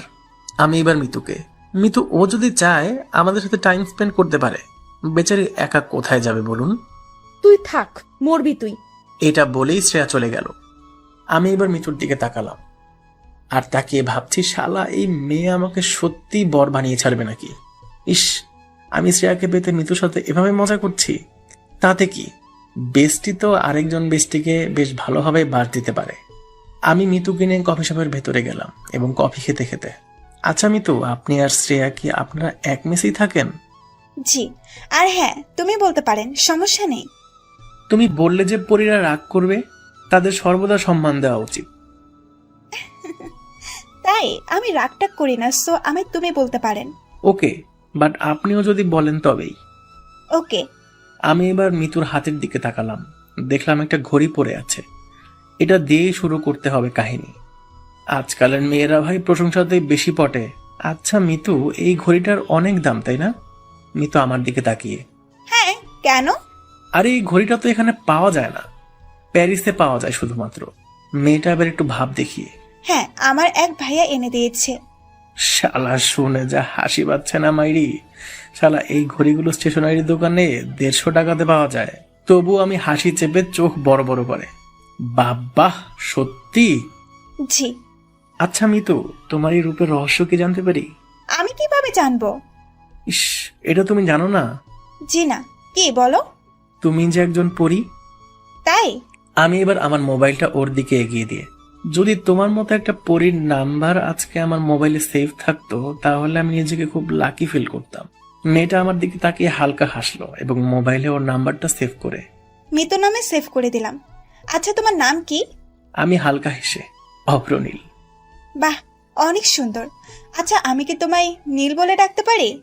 আমি শুনে পুরাই অবাক। আজ পর্যন্ত কেউ আমায় নীল নামে ডাকেনি, বাট মিতু আজ ডাকবে বলছে। ওকে, নো প্রবলেম। এই নীল, শোনো না, শ্রেয়া হয়তো দাঁড়িয়ে থাকবে, এখন আসছি, কল দিও, কথা হবে। এটা বলেই মিতু চলে গেল। আমিও এবার যেখানে আমি থাকি সেখানে এসে উঠলাম। মনটা বড্ড খারাপ বাসার জন্য। আব্বু ভাই কি করছে কে জানে। তাই আমি কল দিয়ে ওদের খবর নিয়ে ফোনটা রেখে দিলাম। দুপুরে লাঞ্চ সেরে বসে আছি, বালিশে মাথা রেখে ভাবছি যদি শ্রেয়াকে আমি পেয়েও যাই, তারপর ওর ভাইয়া জানলে তো আমায় বাঁশ দিয়ে দেবে। শালা, এসব ভাবতে ভাবতেই কপালে ঘাম জমে আসছে। রাতে ডিনার সেরে মিতুর দেওয়া নাম্বারে কল দিলাম। ফোন রিসিভ করতেই, হ্যালো। জি, এখন মিতু একটু ওয়াশরুমে গেছে, ও এলে আমি বলে দিব কল ব্যাক করতে। আপনি কে? আমি ওর রুমমেট শ্রেয়া। আমি শুনে হালকা হ্যাপি ফিল করলাম। আমি হালকা হেসে, ও আপনি? শেষ পর্যন্ত আপনি আমার ফ্রেন্ডকেও আপনার জালে ফাঁসাতে ছাড়লেন না। শ্রেয়া, তুমি আমায় পুরোই ভুল বুঝছো। আমি তোমার জন্য আমার বাসা থেকে 90 কিলোমিটার দূরত্বে এসেছি। থাক, আমি এসব কিছু শুনতে চাই না। মিতু এলে আমি ওকে বলে দেব কল দিতে। আমি হালকা হেসে, শ্রেয়া আমি জানি তুমি আমার উপর রেগে আছো, বাট তুমি একটা বার আমার জায়গায় নিজেকে রাখো। আমি চাই না নিজেকে তোমার জায়গায় রাখতে, আর মোটেও না। আচ্ছা শ্রেয়া, একটা কথা বলি। হুম। তুমি আমায় লোকেশন দাও, আমি লোকেশন মতো তোমার মেসের সামনে পৌঁছাচ্ছি। তুমি আমার সাথে কিছুটা সময় কাটাও, আমি নিশ্চয়ই তোমাকে বোঝাতে পারবো আমার যন্ত্রণাটা। শ্রেয়া কিছুক্ষণ চুপ থাকার পর, আচ্ছা আমি সেন্ড করছি। জানি শ্রেয়াও আমায় ভালোবাসে, তাই আর না করতে পারলো না। শ্রেয়ার সেন্ড করার লোকেশন মতো আমি ওখানে গিয়ে বাইক নিয়ে হাজির হলাম। অবশ্য আমি বাইক নিয়েই বাসা থেকে বের হয়েছিলাম। শ্রেয়া লুকিয়ে মেসের বাইরে এসে আমার জন্য অপেক্ষা করছে দেখলাম। আমি ওর সামনে বাইক রাখতেই পেছনে চাপলো, আর আমি সাথে সাথে ওকে নিয়ে বেরিয়ে এলাম ওখান থেকে। শ্রেয়া আমায় একটুও টাচ করেনি। আমি ওকে বাইকের পিছনে বসিয়ে প্রায় 2 ঘন্টা ঘোরালাম। অবশেষে একটা মরে থাকা ফুচকার স্টলের সামনে দাঁড়ালাম এবং আমি শ্রেয়ার দিকে তাকিয়ে, ফুচকা খাবে? জানি মেয়েরা ফুচকা দেখলে লোভ সামলাতে পারে না, তেমনি শ্রেয়াও ঘাড় নেড়ে জি। এটা বলেই আমরা ফুচকার স্টলের কাছে দাঁড়ালাম এবং সাথে সাথে রাস্তায় ওই সাইড থেকে 2টো গাড়ি হই হুল্লোড় করতে করতে আসছে এদিকে। কারোর হাতে উইকেট, কারোর হাতে তলোয়ার, আবার কারোর হাতে বন্দুক। সোজা ফুচকার স্টলের কাছে গাড়ি দুটো এসে থামলো। শ্রেয়া থরথর করে কাঁপছে আমার পাশে দাঁড়িয়ে। আমি ওর হাতটা জোর করে চেপে ধরলাম। আমারও ভয়ে গলার পানি শুকিয়ে এসেছে। গাড়ির দিকে তাকাতেই দেখলাম ওর ভাইয়া গাড়ি থেকে নেমে একটা উইকেট নিয়ে আমার দিকে আসছে। আমার কাছে এসে আমার পায়ে একটা উইকেটের বাড়ি মেরেই, তোর এত বড় সাহস, তুই আমার বোনকে নিয়ে এত রাতে ঘোরাতে বের হয়েছিস? শ্রেয়া ভয়ে কাঁপতে কাঁপতে, ভাইয়া ভাইয়া। চুপ তুই। শ্রেয়া আরো ভয়ে কাঁপতে কাঁপতে অবশেষে কান্না শুরু করে দিল। আমি ওর ডান হাতটা আরো শক্ত করে চেপে ধরলাম। এটা ওর ভাইয়া দেখে, এই তরোয়াল নিয়ে আয়, আমার বোনের হাত ধরা। ওর ভাইয়ের কথা শুনে একটা ছেলে তলোয়ার নিয়ে এসে ওর হাতে ধরিয়ে দিল। আমার কপাল থেকে একটা একটা করে ঘাম মাটিতে পড়ছে। খুব মনে ভয় কাজ করছে। তবু আমি শ্রেয়ার হাতটা না ছেড়ে শ্রেয়ার দিকে তাকালাম। শ্রেয়ার কান্না ভরা 2টো চোখ দেখতেই আমার চোখেও পানি এসে গেল। আমি বুক উঁচু করলাম আর ভাবলাম, জানি আজ আমার মৃত্যু আবশ্যক, তাই সত্যিটা শ্রেয়াকে জানিয়েই মরব। আমি ওর ভাইয়ার সামনেই শ্রেয়ার দিকে তাকিয়ে, আমি তোমাকে ছেড়ে কেন সেদিন কলকাতা থেকে চলে এসেছিলাম, তোমার মনে এই প্রশ্নটা ছিল তাই না? চলো আজ ক্লিয়ার করি। হ্যাঁ, আমি তোমার ভাইয়ার জন্য তোমাকে ছাড়তে বাধ্য হয়েছিলাম। বিশ্বাস করো, আমি তোমায় ভালোবাসি। এই কথাটা তোমার ভাইয়া জানলে আমায় তো প্রাণে মারতই, আর আমার ফ্যামিলিকেও শেষ করে দিত। আমি মারা গেলে কোনো ক্ষতি নেই, তবে আমার ফ্যামিলি প্রবলেমে পড়ুক আমি তা চাই না। আজ যখন সবটা তোমার ভাইয়া জেনেই গেছে, তাহলে ওনার সামনেও আমি আজ বলতে চাই আমার তোমার জন্য ভালোবাসার কথাটা। শ্রেয়া, আমি তোমায় ভালোবাসি। জানি আমাকে একটু পরেই মেরে ফেলা হবে।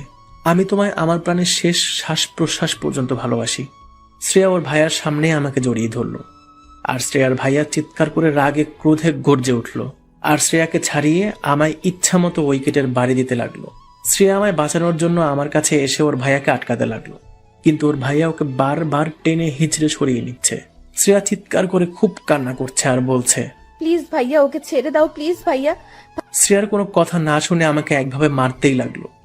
শ্রেয়া গাড়ির কাছে গিয়ে গাড়িতে রাখা একটা পিস্তল নিয়ে ওর মাথায় রেখে, ভাইয়া আমি কিন্তু নিজেকে শেষ করে দেব, প্লিজ ভাইয়া অব্রকে ছেড়ে দাও। আমি শ্রেয়ার কাণ্ড কারখানা দেখে চিৎকার করে, শ্রেয়া প্লিজ ওটা নামাও, প্লিজ শ্রেয়া প্লিজ। শ্রেয়ার ভাইয়া শ্রেয়াকে দেখে আমায় মারা অফ করে দিল এবং উইকেটটা ফেলে হাত দুটো উপরে রাখলো। শ্রেয়া কান্না করতে করতে, ভাইয়া তুমি কি চাও তোমার বোন কি সুখে না থাকুক, কারো কাছে একটু ভালোবাসা না পাক? কতদিন আমি এভাবে ভয়ে ভয়ে কাফিরের মতো দিন পার করব? সবার সামনে বলতেও ভয় করে আমি একজন মাফিয়ার বোন। ছোট থেকে আব্বু আম্মুর আদর পাইনি, ভেবেছিলাম আব্বু আম্মুর না হোক ভাইয়ার তো পাবো, বাট সেটাও পাইনি। তারপর ভেবেছিলাম ভালোবাসার মানুষটার থেকে পাবো, বাট সেটাও দেখি এখন আর পসিবল না। কি লাভ আমার মতো অস্বাধীন একটা মেয়ে এই দুনিয়ায় বেঁচে থেকে? ভাইয়া আমি তোমার সামনে কোনো দিন কোনো কথা জোর দিয়ে বলিনি, তবে আজ নির্ভয়ে বলছি। এটা বলেই আমার দিকে বাম হাতের তর্জনী আঙুলটা তুললো এবং আমায় দেখিয়ে, ভালোবাসি আমি ভাইয়া, ওই ছেলেটাকে আমি বড্ড ভালোবাসি। আমি ওকে না পেলে আমি নিজেকে শেষ করে দিব। ওর ভাইয়া শ্রেয়াকে থামানোর জন্য, আচ্ছা আচ্ছা, আমি সব মানতে রাজি, বাট তুই আমার মাথা থেকে পিস্তলটা নামা। আমার মা, তুই একমাত্র আমার বোন, তোর সব কথা মানতে আমি রাজি আছি। এটা শুনে শ্রেয়া কিছুটা খুশি হলো এবং ওর ভাইয়ার দিকে এগিয়ে আসতে লাগলো। হঠাৎ এগিয়ে আসতে আসতে ও মাটিতে লুটিয়ে পড়লো। বুঝলাম শ্রেয়ার ভাইয়ার শত্রুপক্ষের যে কোনো একজনের লোক সাইলেন্সার লাগিয়ে গুলি চালিয়েছে শ্রেয়ার উপর। শ্রেয়া ওভাবে লুটিয়ে পড়ার পর শ্রেয়ার ভাইয়া তর্জন গর্জন করে, এই তোরা দেখ কি আছে চারপাশে। এটা বলেই শ্রেয়ার ভাইয়া শ্রেয়ার কাছে গিয়ে বসে ওর মাথাটা কোলে তুলে গাল চাপড়াতে চাপড়াতে, শ্রেয়া, এই শ্রেয়া, কি রে? আমি পায়ের ব্যথায় উঠতে পারছি না। এখন আমি তবুও লুটিয়ে লুটিয়ে শ্রেয়ার কাছে গেলাম। আমি শ্রেয়ার মুখের দিকে তাকাতে পারছি না। আমার বুকে শ্রেয়াকে হারানোর ভয় হাহাকার করতে লাগলো। আমি ওর সামনে ঝুঁকে, শ্রেয়া কি হলো, চোখ খোলো। আমি ওর গালে হাত দিয়ে নাড়াতে নাড়াতে, কি হলো, কথা বলছো না কেন? ও ভাইয়া, আর এক মুহূর্ত দেরি না করে ওকে গাড়িতে তুললো। আমি মাটিতে লুটিয়ে পড়ে আছি, দাঁড়াতে পারছি না। যতবারই হাত দিয়ে নিজেকে তোলার চেষ্টা করছি ততবারই আমি ব্যর্থ হচ্ছি। বুকের ভেতরে কলিজাটা মনে হচ্ছে এই বের হয়ে আসবে, এতটা শ্রেয়ার জন্য কষ্ট পাচ্ছি। চোখ দিয়ে পানি ঝরছে আর আমি শ্রেয়াকে যে গাড়িতে তোলা হয়েছে আমি ওই গাড়িটার দিকে তাকিয়ে আছি আর প্রার্থনা করছি, হে উপরওয়ালা, আমার ভালোবাসার মানুষরা যেন কিছু না হয়। তুমি চাইলে আমার আয়ু কেটে ওকে দিও, তবুও ওর কিছু ক্ষতি করো না প্লিজ। আমি এগোতে চাইছি হাত মুড়ে মাটির সাথে, আমি তাও পারছি না, কারণ আমার শরীরটা এখন অবশ হয়ে এসেছে। মাথাটা কেমন ঘুরতে লাগলো। আমি এবার চিৎকার করে, শ্রেয়া, তোমার কিছু হবে না, আমি তোমার পাশে আছি, এটা বলেই আমার মুখ থুবড়ি খেয়ে মাটিতে আমার মাথা পড়ে রইল। ওদিকে শ্রেয়ার ভাইয়া গাড়ির সিটে চেপে স্টার্ট দিয়েছে এবং আমার দিকে একবার তাকিয়ে একজন ওর দলের ছেলেকে, এই একেও তুলে নিয়ে আয়। এটা বলেই ওর ভাইয়া চলে গেল। আমি শুনতে পেলাম শ্রেয়ার ভাইয়ার কথাটা, বাট আমি মুখ তুলে দেখতে পারলাম না। আমি ব্যথা পেতেই সেন্সলেস হয়ে গেলাম। দীর্ঘ 4 ঘন্টা পর আমি চোখ খুললাম হসপিটালের একটা বেডে। আমি চোখ খুলে শ্রেয়াকে খুঁজতে লাগলাম চারিদিকে তাকিয়ে। আমি কাউকে আমার সাইডে দেখতে না পাওয়ায় সাইড দিয়ে চলে যাওয়া এক নার্সকে, ম্যাম এদিকে একটু শুনবেন। নার্সটা আমার কাছে এসে, জি বলুন। আমার সাথে আর একজন মেয়ে অ্যাডমিট হয়েছে, কাইন্ডলি বলবেন এখন সে কত নাম্বার বেডে আছে? কিছুক্ষণ বলতে ওই রাত 12টার দিকে অ্যাডমিট হয়েছে, তাই না? জি। Sorry sir, it's private. ওনার বাসার লোক আমাদের এটা বলতে বারণ করে দিয়েছে কাউকে। আমি নার্সটার দিকে তাকিয়ে অনুরোধ করে, প্লিজ ম্যাম আমায় বলুন প্লিজ, আমার দেখা করা জরুরি ওই মেয়েটার সাথে। Sorry sir, it's not possible. এটা শুনতেই আমার দুটো চোখের সাইড দিয়ে পানি বের হতে লাগলো। নার্সটা আমায় এমন অবস্থায় দেখে, আর ইউ ওকে? আমি হালকা হেসে, কিভাবে ওকে থাকবো বলুন, ভালোবাসার মানুষটাকে ছাড়া কি ভালো থাকা যায়? নার্সটা এবার নিজের আঙ্গুল ঘষতে ঘষতে, মানে যে অ্যাডমিট হয়েছে আপনি তার লাভার? জি ম্যাম, প্লিজ ম্যাম একটা বার দেখতে চাই। বাট আমরা তো বলতে পারবো না। প্লিজ ম্যাম, আপনি যদি কখনো কাউকে ভালোবেসে থাকেন তো এর পেনটা আপনি শিওর ফিল করবেন। নার্সটা এবার মাথা নিচু করে আমার দিকে তাকালো। ওকে, বাট এটা যদি জানাজানি হয় তাহলে আমার জীবন পর্যন্ত যেতে পারে। শুনেছি নাকি ওই মেয়েকে যে নিয়ে এসেছিল সে বড় এক মাস্তান মাফিয়া। ম্যাম আই প্রমিস, আপনি আর আমি ছাড়া এই কথাটা কেউ জানবে না। Okay, room number 22। Okay ma'am, thanks. নার্সটা আর কোনো কথা না বলে চলে গেল। আমি এবার নিচে নামতে যাব, ঠিক তখনই আমার পায়ে ব্যথা অনুভব করলাম এবং বুঝলাম আমার দুটো পায়ে ব্যান্ডেজ করা আছে। আমি চাইলেও যেতে পারবো না। আমি আবারও বালিশে মাথা রেখে শুয়ে পড়লাম আর ভাবতে লাগলাম কেন আমি শ্রেয়াকে বিপদের মুখে ঠেলে দিলাম। আমি রাতে ওকে নিয়ে যদি না বের হতাম তাহলে আজও এই বিপদের সম্মুখীন হতো না। কেন আমি বের হলাম? আমি দোষী, আমি দোষী। হ্যাঁ হ্যাঁ হ্যাঁ, অব্র তুই দোষী, অনেক বড় দোষী। আমি পকেট থেকে মোবাইলটা বের করলাম এই ভেবে যদি শ্রেয়ার ফ্রেন্ড মিতু ওর সাথে থাকে, কারণ ফিমেল ওয়ার্ডে কোনো মেল সাথে থাকা অ্যালাউ করে না। তাই আমি ফোনটা বের করে মিতুর নাম্বারে কল দিলাম। ও লুকিয়ে কলটা রিসিভ করে চুপি চুপি। হ্যাঁ বলো। আমি নিজেকে আর শান্ত না রাখতে পেরে, মিতু, শ্রেয়া কেমন আছে? মিতুও কান্নার আওয়াজ নিয়ে, ভালো নেই, সিরিয়াস অবস্থা। ও আচ্ছা, তুমি কি ওর কাছেই আছো? হ্যাঁ। একবার ভিডিওটা অন করবা প্লিজ। ওকে। মিতু এবার ভিডিওটা অন করলো আর আমার দু চোখ ভেজা দেখে, এই কান্না করছো কেন? কি করব বলো, আমার জন্য তোমার ফ্রেন্ডের আজ এই অবস্থা, সবটার মূল দায়ী আমি। মিতু এবার আমার দিকে তাকিয়ে, অফরো, আমি জানি তুমি শ্রেয়াকে কতখানি ভালোবাসো। ও আমি সবটা খুলে বলেছিল। এখন যদি তুমি ভেঙে পড়ো তাহলে কিভাবে চলবে বলো? আমি চোখের পানি মুছে, মিতু একবার ব্যাক ক্যামেরাটা অন করে শ্রেয়াকে দেখাবে প্লিজ। মিতু আমার কথা মতো ব্যাক ক্যামেরা অন করতেই আমার চোখে আবারও পানি চলে এলো। মেয়েটার মুখে অক্সিজেন মাস্ক, একটা কাঁচের ঘরে আছে, মানে আইসিইউতে। মেয়েটার দিকে আমি তাকাতে পারছি না একদম, তাকালেই কেমন নিজেকে বড্ড দোষী মনে হচ্ছে। আমি মাথাটা উপরে রেখে একটা লম্বা শ্বাস নিয়ে কপালে হাত দিলাম। বুঝলাম কপালে ঘাম জমে এসেছে আর আমি কাঁপতে কাঁপতে চুপি চুপি, খুব ভালোবাসি তোমায় পাগলি, তোমায়। মন চাইছে একটাবার তোমার কোলে মাথা রেখে অনেক অনেক অনেক কান্না করি। তোমার আমার ভালোবাসার সফলতা তো তোমার মাঝেই আছে। তোমার নামেই এখন আমার প্রতিটা হার্টবিট চলছে। বিশ্বাস করো শ্রেয়া, আমি তোমায় ছেড়ে একা একা আর থাকতে পারছি না। প্লিজ, তোমায় আমি কাছে পেতে চাই। I love you Shreya. I want touch your hearts and your any happiness, your any feelings. Love you Shreya, really love you Shreya. আমি ঠোঁটের উপর ঠোঁট রেখে কষ্ট চেপে, আচ্ছা মিতু, এখন রাখি, পরে কল দেব। ওকে, বাট তুমি কোথায়, কোন রুমে আছো? আমি 57 নাম্বার রুমে আছি। ও ওকে। এই অফ্র, শ্রেয়ার ভাই আসছে, রাখো রাখো। এটা বলে ফোনটা কেটে দিল। আমি ফোনটা সাইডে রেখে দুহাত দিয়ে বেড কভারটা খামচে ধরে ঠোঁটে ঠোঁট চেপে নীরবে আবারও কান্না করতে লাগলাম। বুকটা হাহাকার করে উঠছে বারে বার শ্রেয়ার জন্য। প্লিজ শ্রেয়া, তুমি আমায় ছেড়ে কোথাও যেও না। হে উপরওয়ালা, আমার শ্রেয়ার যেন কিছু না হয়। আমি থাকতে পারবো না কিছুতেই ওকে ছাড়া। আমি কান্না করতে করতে একসময় হাঁপিয়ে পড়লাম এবং ভোর 5টার দিকে ঘুমিয়ে পড়লাম। আমার ক্লান্ত শরীরে প্রাণ এলো সকাল 11টার দিকে, মানে ঘুম ভাঙলো। আমি দুহাত দিয়ে উঠে বসলাম, দেখি সাইডে আয়া বসে আছে। আমাকে ঘুম থেকে উঠতে দেখেই আমার দিকে মাজন বাড়িয়ে দিল। আমি আয়াটাকে ওয়েট ম্যাম এটা বলে ফোনটা হাতে নিয়ে মিতুকে কল দিলাম, বাট ফোনটা রিসিভ করছে না। আমার মনকে শত প্রশ্ন ঘিরে ধরলো। মিতু কল রিসিভ করছে না কেন? কি হয়েছে? শ্রেয়ার কি সিরিয়াস অবস্থা নাকি? শ্রেয়ার ভাইয়ার সাইডে আছে নাকি অন্য কিছু? না না, শ্রেয়ার কিছুই হতে পারে না। আমি বুকের বাম সাইডে হাত রেখে আল্লাহকে ডেকে নিজেকে শান্ত করলাম। আমি মাজন নিয়ে মুখ ধুয়ে এবার কিছু খাবো, তখনই আমার রুমের ওপাশে রাস্তা দিয়ে কারা যেন একটা স্ট্রেচার গড়িয়ে গড়িয়ে নিয়ে যাচ্ছে আর কান্না করছে শুনতে পেলাম। আর একজন খুব গম্ভীর হয়ে, ছাড়বো না ছাড়বো না। কেন তুই ছেড়ে চলে গেলি? আমায় ছেড়ে আমি কি নিয়ে থাকবো? আমি কার জন্য নতুন নতুন গিফট কিনবো? কে আমার কাছে এখন আবদার করবে? ফিরে আয়, তুই ফিরে আয়। এসব কথা শুনে আমার বুকটা কেঁপে উঠল। গলার ভয়েসটা যেন আমার খুব চেনা। আমি ভয়ে কাঁপতে কাঁপতে আয়াকে, ম্যাম, কে মরেছে? আয়াটা এবার ডিমের খোসা ছাড়াতে ছাড়াতে, কি জানি কে মরেছে, তবে শুনলাম আজ ভোরের দিকে কাল একজন অ্যাডমিট হওয়া মেয়ে মারা গেছে। সাথে সাথে আমার হাতে থাকা খাবারের প্লেটটা পড়ে গেল।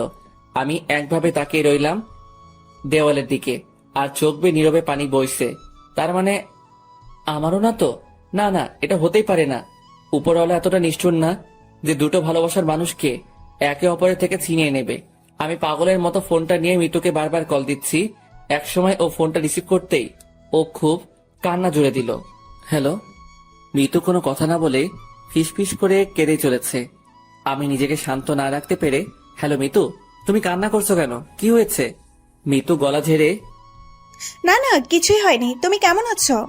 মিতু আমতা আমতা করে কথাটা আমার মনে বড় একটা সংশয় তুলে ধরলো। আমার কথা ছাড়ো, কি হয়েছে বলো। শ্রেয়া ঠিক আছে তো? মিতু মুখ চাপা দিয়ে কান্না আমায় না বুঝতে দিয়ে, না না, শ্রেয়া একদম ঠিক আছে। আমি মিতুর কথাটা এখন বিশ্বাস করতে পারছি না। মিতু তো এভাবে কথা বলে না। আমার জোরে হার্টবিট শুরু হয়ে গেল। আমি নিজেকে আর মানাতে পারছি না। পাশের আয়াটাকে, ম্যাম আপনি যান, আমি নিজে করে নেব আমার যা লাগবে। ওকে। এটা বলে আয়াটা চলে গেল। আমি আবারও ফোনটা কানে তুলে, মিতু, তোমার কথায় আমার এখন আর বিশ্বাস হচ্ছে না। সত্যি বলছো বলো? মিতু আর কান্না থামাতে না পেরে, শ্রেয়ার আমাদের মাঝে নেই। কথাটা শোনার সাথে সাথে আমার মাথায় বাজ পড়ে গেল। বুকের বাম পাশে এমন একটা আঘাত লাগলো যা বন্দুকের গুলির থেকেও শত যন্ত্রণার বেশি। আমি নার্ভাস হয়ে, না না, তুমি ভুল বলছো। মিতু আরো কান্না করতে করতে, আমি সবটা ঠিকই বলছি, শ্রেয়া আমাদের মাঝে আর নেই। আমি নিজেকে ঠিক না করতে পেরে আমি বালিশে মাথা রাখলাম। ফোনটা বিছানায় পড়ে রইল। কষ্টে বুকটা ফেটে যাচ্ছে আমার। এখন মনে হচ্ছে সবটার জন্য দায়ী শুধুমাত্র আমি। কেন আমি করতে গেলাম এমনটা? আমি বেডের মাথার দিকে রডটা চেপে ধরলাম এবং নিজের উপর রাগে সাপের মতো ফোঁসফোঁস করতে লাগলাম। নিজের চুলগুলো ধরে ইচ্ছে মতো টানতে লাগলাম। পুরাই আমি পাগলের মতো হয়ে গেছি এখন।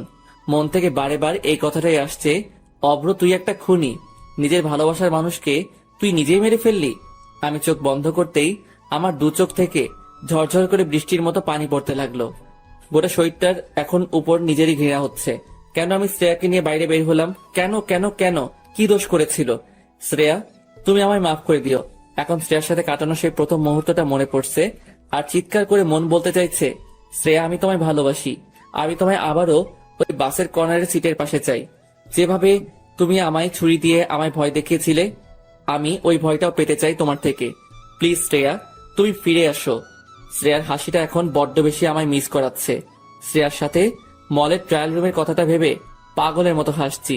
মেয়েটা আমায় থাপ্পড় মেরেছিল, সেই গালে হাতটা রেখে খুব কান্না করতে করতে মনে মনে বলছি, শ্রেয়া, আমি আবারও থাপ্পড় খেতে রাজি আছি। প্লিজ তুমি ফিরে আসো।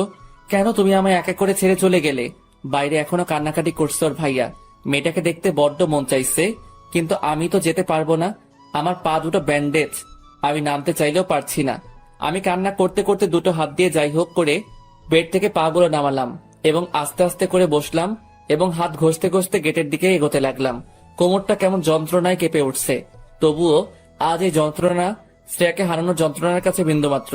আমি পাগলের মতো গেটের কাছে এলাম এবং গেট থেকে উকি মেরে দেখলাম মাত্র ফুট 8 দূরে ওর ভাইয়া ওকে ঘিরে কান্নাকাটি করছে। হয়তো এতক্ষণ এখানে দাঁড়িয়ে শুধুমাত্র ডেথ সার্টিফিকেটের জন্য। মেয়েটার উপরে একটা সাদা কাপড় এবং পুরোটা মুড়ে দেওয়া হয়েছে। সাদা কাপড়টা দেখে আমার বুকটা আরো কষ্টে ছটফট করতে লাগলো। কোথায় ভেবেছিলাম আমি তোমায় লাল পাড়ে বেনারসি শাড়ি পরাবো, কিন্তু আজ তুমি আমার জন্য সাদা কাপড়ে মোড়া একজন প্রাণহীন জড়বস্তু। আমি নিজেকে কোনো মতে সামলাতে না পেরে শ্রেয়ার বডিটার দিকে হাত ঘষতে ঘষতে স্ট্রেচারের কাছে এলাম। এতক্ষণ অনেক কষ্ট পাচ্ছিলাম, তবে শ্রেয়ার একটু কাছে আসতেই কেমন জানি আলাদা একটা শান্তি পেলাম। আমি এবার মাথাটা তুলে ওর ভাইয়ার দিকে তাকিয়ে, ভাইয়া, ওর ভাইয়া আমাকে দেখা মাত্রই দেখে আমার বুকে একটা লাথি মেরে কাঁদতে কাঁদতে বলল, দেখ, তোর জন্য আমার বোন আজ মৃত্যুসজ্জায় সজ্জিত। শান্তি তো এবার।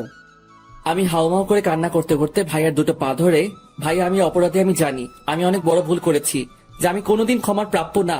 আমি শুধু একবার শ্রেয়াকে দেখতে চাই। প্লিজ ভাইয়া, না করবেন না, প্লিজ প্লিজ ভাইয়া, না করবেন না। শ্রেয়ার ভাইয়া চোখ মুছতে মুছতে আমার সামনে থেকে চলে গেল পা ছাড়িয়ে।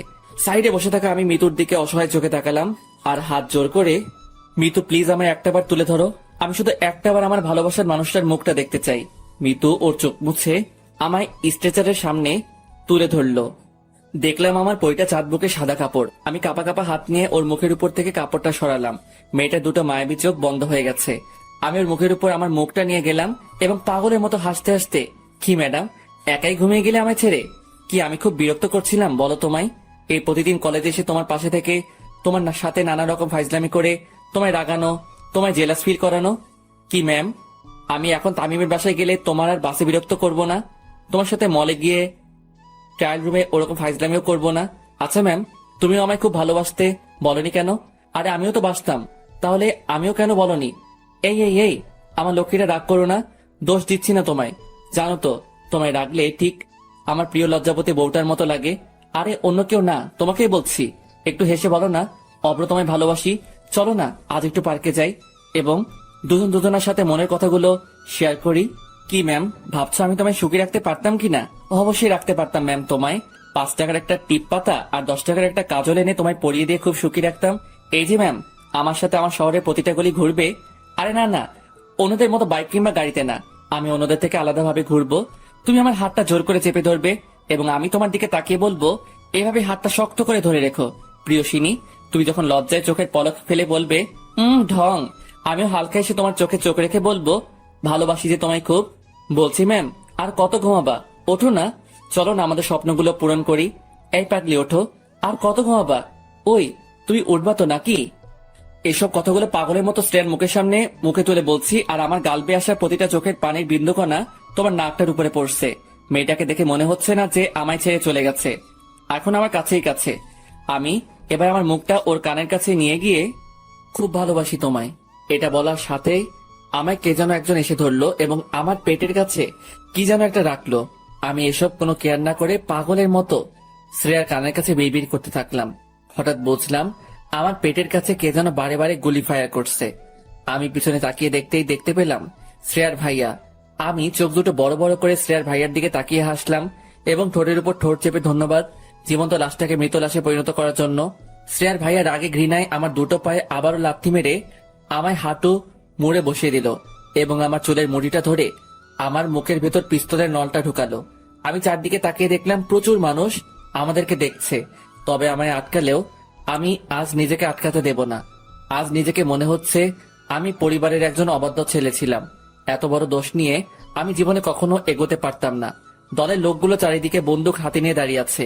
এদিকে শ্রেয়ার ভাইয়া চোখে পানি রেখে কাঁপতে কাঁপতে আমার দিকে তাকালো আর বলল, আমার প্রাণ নিয়ে খেলি, কিন্তু তুই আমার প্রাণটা আজ কেড়ে নিলি। এটা বলেই পিস্তলের ট্রিগারে আঙুল দিল। আমি মাথা নিচু করে মনে মনে, আব্বু ভাইয়া তোদের সাথে আর দেখা হলো না, হয়তো আবার হবে আমার লাশের সাথে তোদের দেখা। প্লিজ তোরা আমায় ভুল বুঝিস না, আমায় মাফ করে দিস। ভাই আব্বুর খেয়াল রাখিস। আমাদেরকে ছোট থেকে একজন আম্মু আব্বু দুজনেরই ভালোবাসা দিয়ে বড় করেছে। আমি পারলাম না তোদের সাথে আর থাকতে। আমি এখন পুরাই কাঁদছি আর খুব হাঁপাচ্ছি। আচমকা শ্রেয়ার ভাইয়া চিৎকার করে আমার মুখের ভেতরেই বারে বার গুলি চালাতে লাগলো। আমার মাথার পিছনে খুলি ছেদ করে প্রত্যেকটা গুলি রকেটের বেগে বাইর হয়ে গেল। আমি এবার মাথা নিচু করে ফেলতেই শ্রেয়ার ভাইয়া আমায় ছেড়ে দিল। আমি কাঁপতে লাগলাম প্রচুর, এবং কখন যে আমি মারা গেছি বুঝতেই পারিনি। আমি আমার লাশ থেকে আমার আত্মা নিয়ে উঠে দাঁড়ালাম। দেখি আমার লাশটা পড়ে আছে রক্তাক্ত হয়ে। আমি শুতে চাইলেও শুতে পারছি না। আমি শ্রেয়ার লাশটার দিকে তাকাতেই দেখি, আরে শ্রেয়াও তো পাশে দাঁড়িয়ে। আমি পাগলের মতো দৌড়ে ওর দিকে এগোলাম ওকে জড়িয়ে ধরার জন্য, বাট আমি ওকে জড়িয়ে ধরতে পারছি না। ওকে আমি টাচই করতে পারছি না। আমি বিষণ্ণ হয়ে ওর সামনে দাঁড়িয়ে রইলাম। আর এটা দেখে শ্রেয়া হাসতে হাসতে, কি লেখক সাহেব, ভালোবাসা কি শুধুমাত্র স্পর্শেই হয়? কখনো তো অনুভবেও হয়। কত গল্পে ভালোবাসা স্পর্শে প্রকাশ করবেন, অন্তত এই গল্পে তোমার আমার ভালোবাসা অনুভবেই থাকুক। আমি মাথা তুলে শ্রেয়ার মায়াবী মুখটার দিকে তাকালাম আর হেসে, হ্যাঁ প্রিয়সিনী, স্পর্শে ভালোবাসা তো সকলে ভালোবাসতে পারে। আমরা না হয় অনুভবেই বাসি। আকাশ তো একটাই, তাকে তো স্পর্শ করতে পারি না। তবুও তোমার আমার মতো লক্ষ লক্ষ মানুষ ওই দূরে সাদামাটা নীল আকাশটাকে এত বেশি ভালোবাসে। জি লেখক সাহেব, আমাদের কাহিনীটা তোমার ডায়েরিতে তুলে রাখো। হয়তো পুরাতন হয়ে গেলে সেই ডায়েরির পাতায় ভাঁজ থাকবে, তবুও কখনো মুছে তো যাবে না। ওই দেখো, তুমি আর আমি কেমন শান্তি হয়ে ঘুমাচ্ছি। চলো, এই ঘুমের মধ্যেই আমরা আমাদের স্বপ্নগুলো পূরণ করে আসি। আচ্ছা চলো।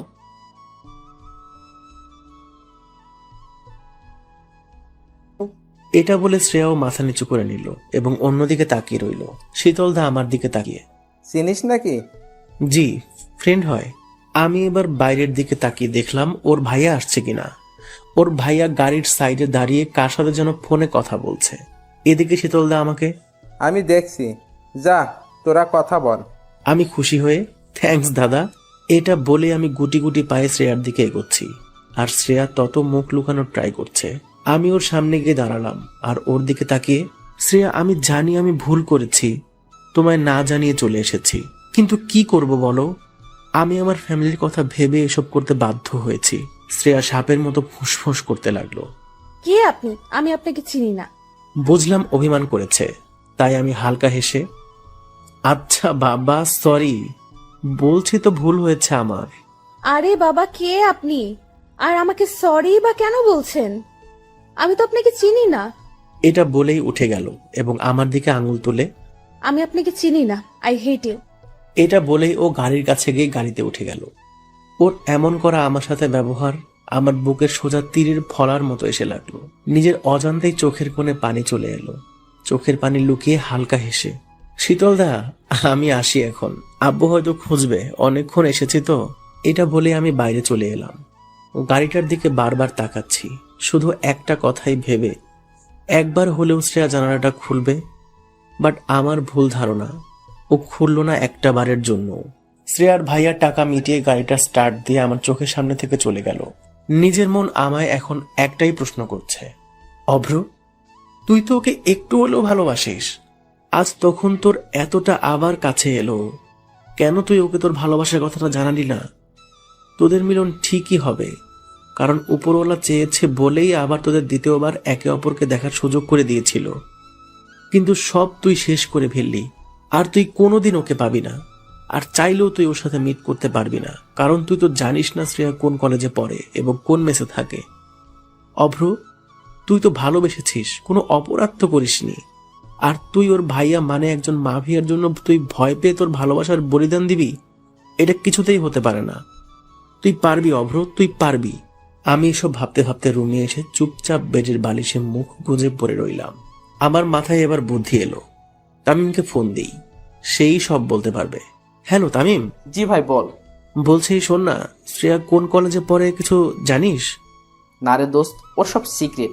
আর তুই তো জানিস ওর ভাইয়া মাফিয়া, মানে ওর বোনকে ওদের শত্রুরা মারার ট্রাই করে অনেক সময়, তাই সবটা সিক্রেট রাখে। ও আচ্ছা, এটা বলেই ফোন রেখে দিলাম। কিভাবে যে ওর সাথে কন্ট্রাক্ট করব কিছুই বুঝতে পারছি না।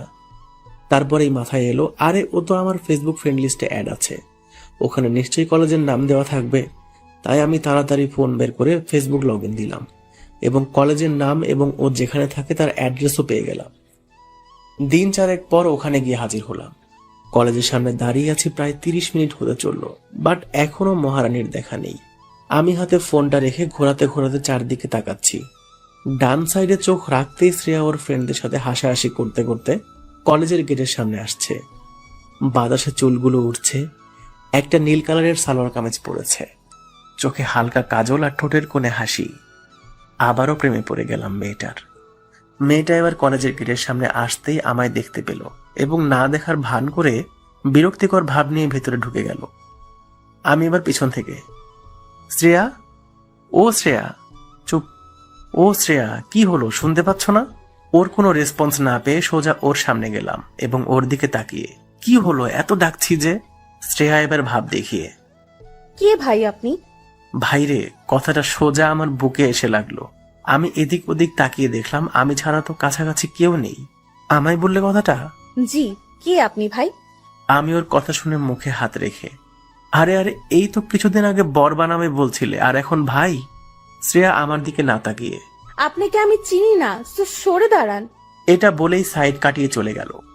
আমি পাগলের মতো মাথায় হাত দিয়ে ভাবতে লাগলাম, যাহ শালা, আবার কি নতুন করে পড়াতে হবে? আমি আবারও ওর সামনে গেলাম, এতে আরো শ্রেয়া রেগে গেল এবং আমার দিকে তাকিয়ে, আমি আপনাকে চিনি না, আই হেট ইউ, আমি আপনাকে ঘৃণা করি। আমি হালকা হেসে ওর চোখের দিকে তাকিয়ে, তাই? বাট আমি শুনেছি নাকি ঘৃণার মধ্যেও ভালোবাসা থাকে। তুমি আমায় ঘৃণা করতেই থাকো আর আমি তোমায় ভালোবাসতেই থাকবো, আর একদিন তোমায় আমি নিজের করেই নেব। শ্রেয়া এবার হালকা হেসে ভাব দেখিয়ে, চল ফট। ওরে শালা, আমি তো শ্রেয়ার এমন ভাব দেখে পুরাই আশ্চর্য। না, নিনজা টেকনিক এবার ইউজ করতেই হবে দেখছি। বাট এবার ওর উপর নয়, ওর একটা ফ্রেন্ডের উপর জেলাস ফিল করাতে হবে। তাই আমি ওখানে থাকার জন্য একটা লজে উঠেছি। পরের দিন আবারও শ্রেয়ার কলেজের সামনে এসে দাঁড়ালাম। ওর কাছে আসতেই ওদের মাঝে একটা ফ্রেন্ডকে দেখলাম, বেশ ভালোই গুলুমুলু টাইপের। তাই আমি ওদের কাছে যেতেই শ্রেয়া রেগে, ওই বলেছি না আমি আপনাকে চিনি না। আমি হালকা ভাব দেখিয়ে, ও হ্যালো, আমিও আপনাকে চিনি না। আমি তো চিনতে এসেছি আপনার ডান সাইডে থাকা পরিটার বিষয়ে। শ্রেয়া আমার দিকে রাগি লুকে, কে আপনি যে আপনাকে চিনতে হবে? এই চল তো। এটা বলেই ওরা এগিয়ে এলো। আমি এবার ওর ফ্রেন্ডের সামনে গিয়ে, আচ্ছা ম্যাম, আপনি কি জান্নাত থেকে পড়েছেন নাকি? মানে? না মানে এত সুন্দরী তো শুধুমাত্র জান্নাতেই থাকে। মেয়েটা হালকা হেসে আমার দিকে তাকালো এবং মিটিমিটি চোখে। তাই? শ্রেয়া রেগে আগুন হয়ে, আমি গেলাম। এটা বলেই চলে গেল। আমি মুচকি হাসলাম শ্রেয়ার রিয়েক্ট দেখে। বাট আমায় এখন শ্রেয়ার ফ্রেন্ডকে পটাতে হবে। তাই আমি, আচ্ছা আমি কি জানতে পারি আমার সামনে দাঁড়িয়ে থাকা পরিটার নাম?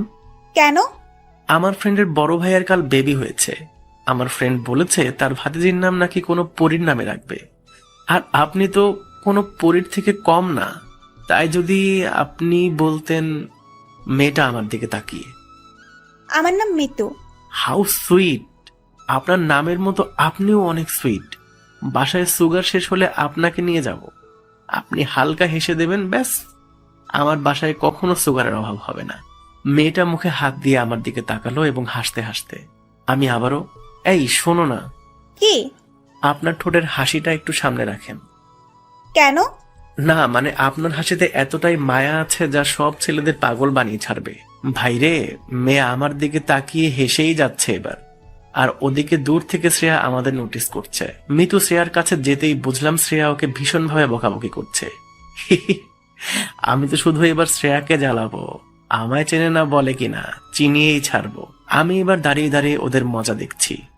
আমার দিকে শ্রেয়া তাকিয়ে আমার দিকে রেগে গট গট করে এগিয়ে এলো আর আমার সামনে দাঁড়িয়ে হাত গুটিয়ে, এগুলো কি হচ্ছে শুনি?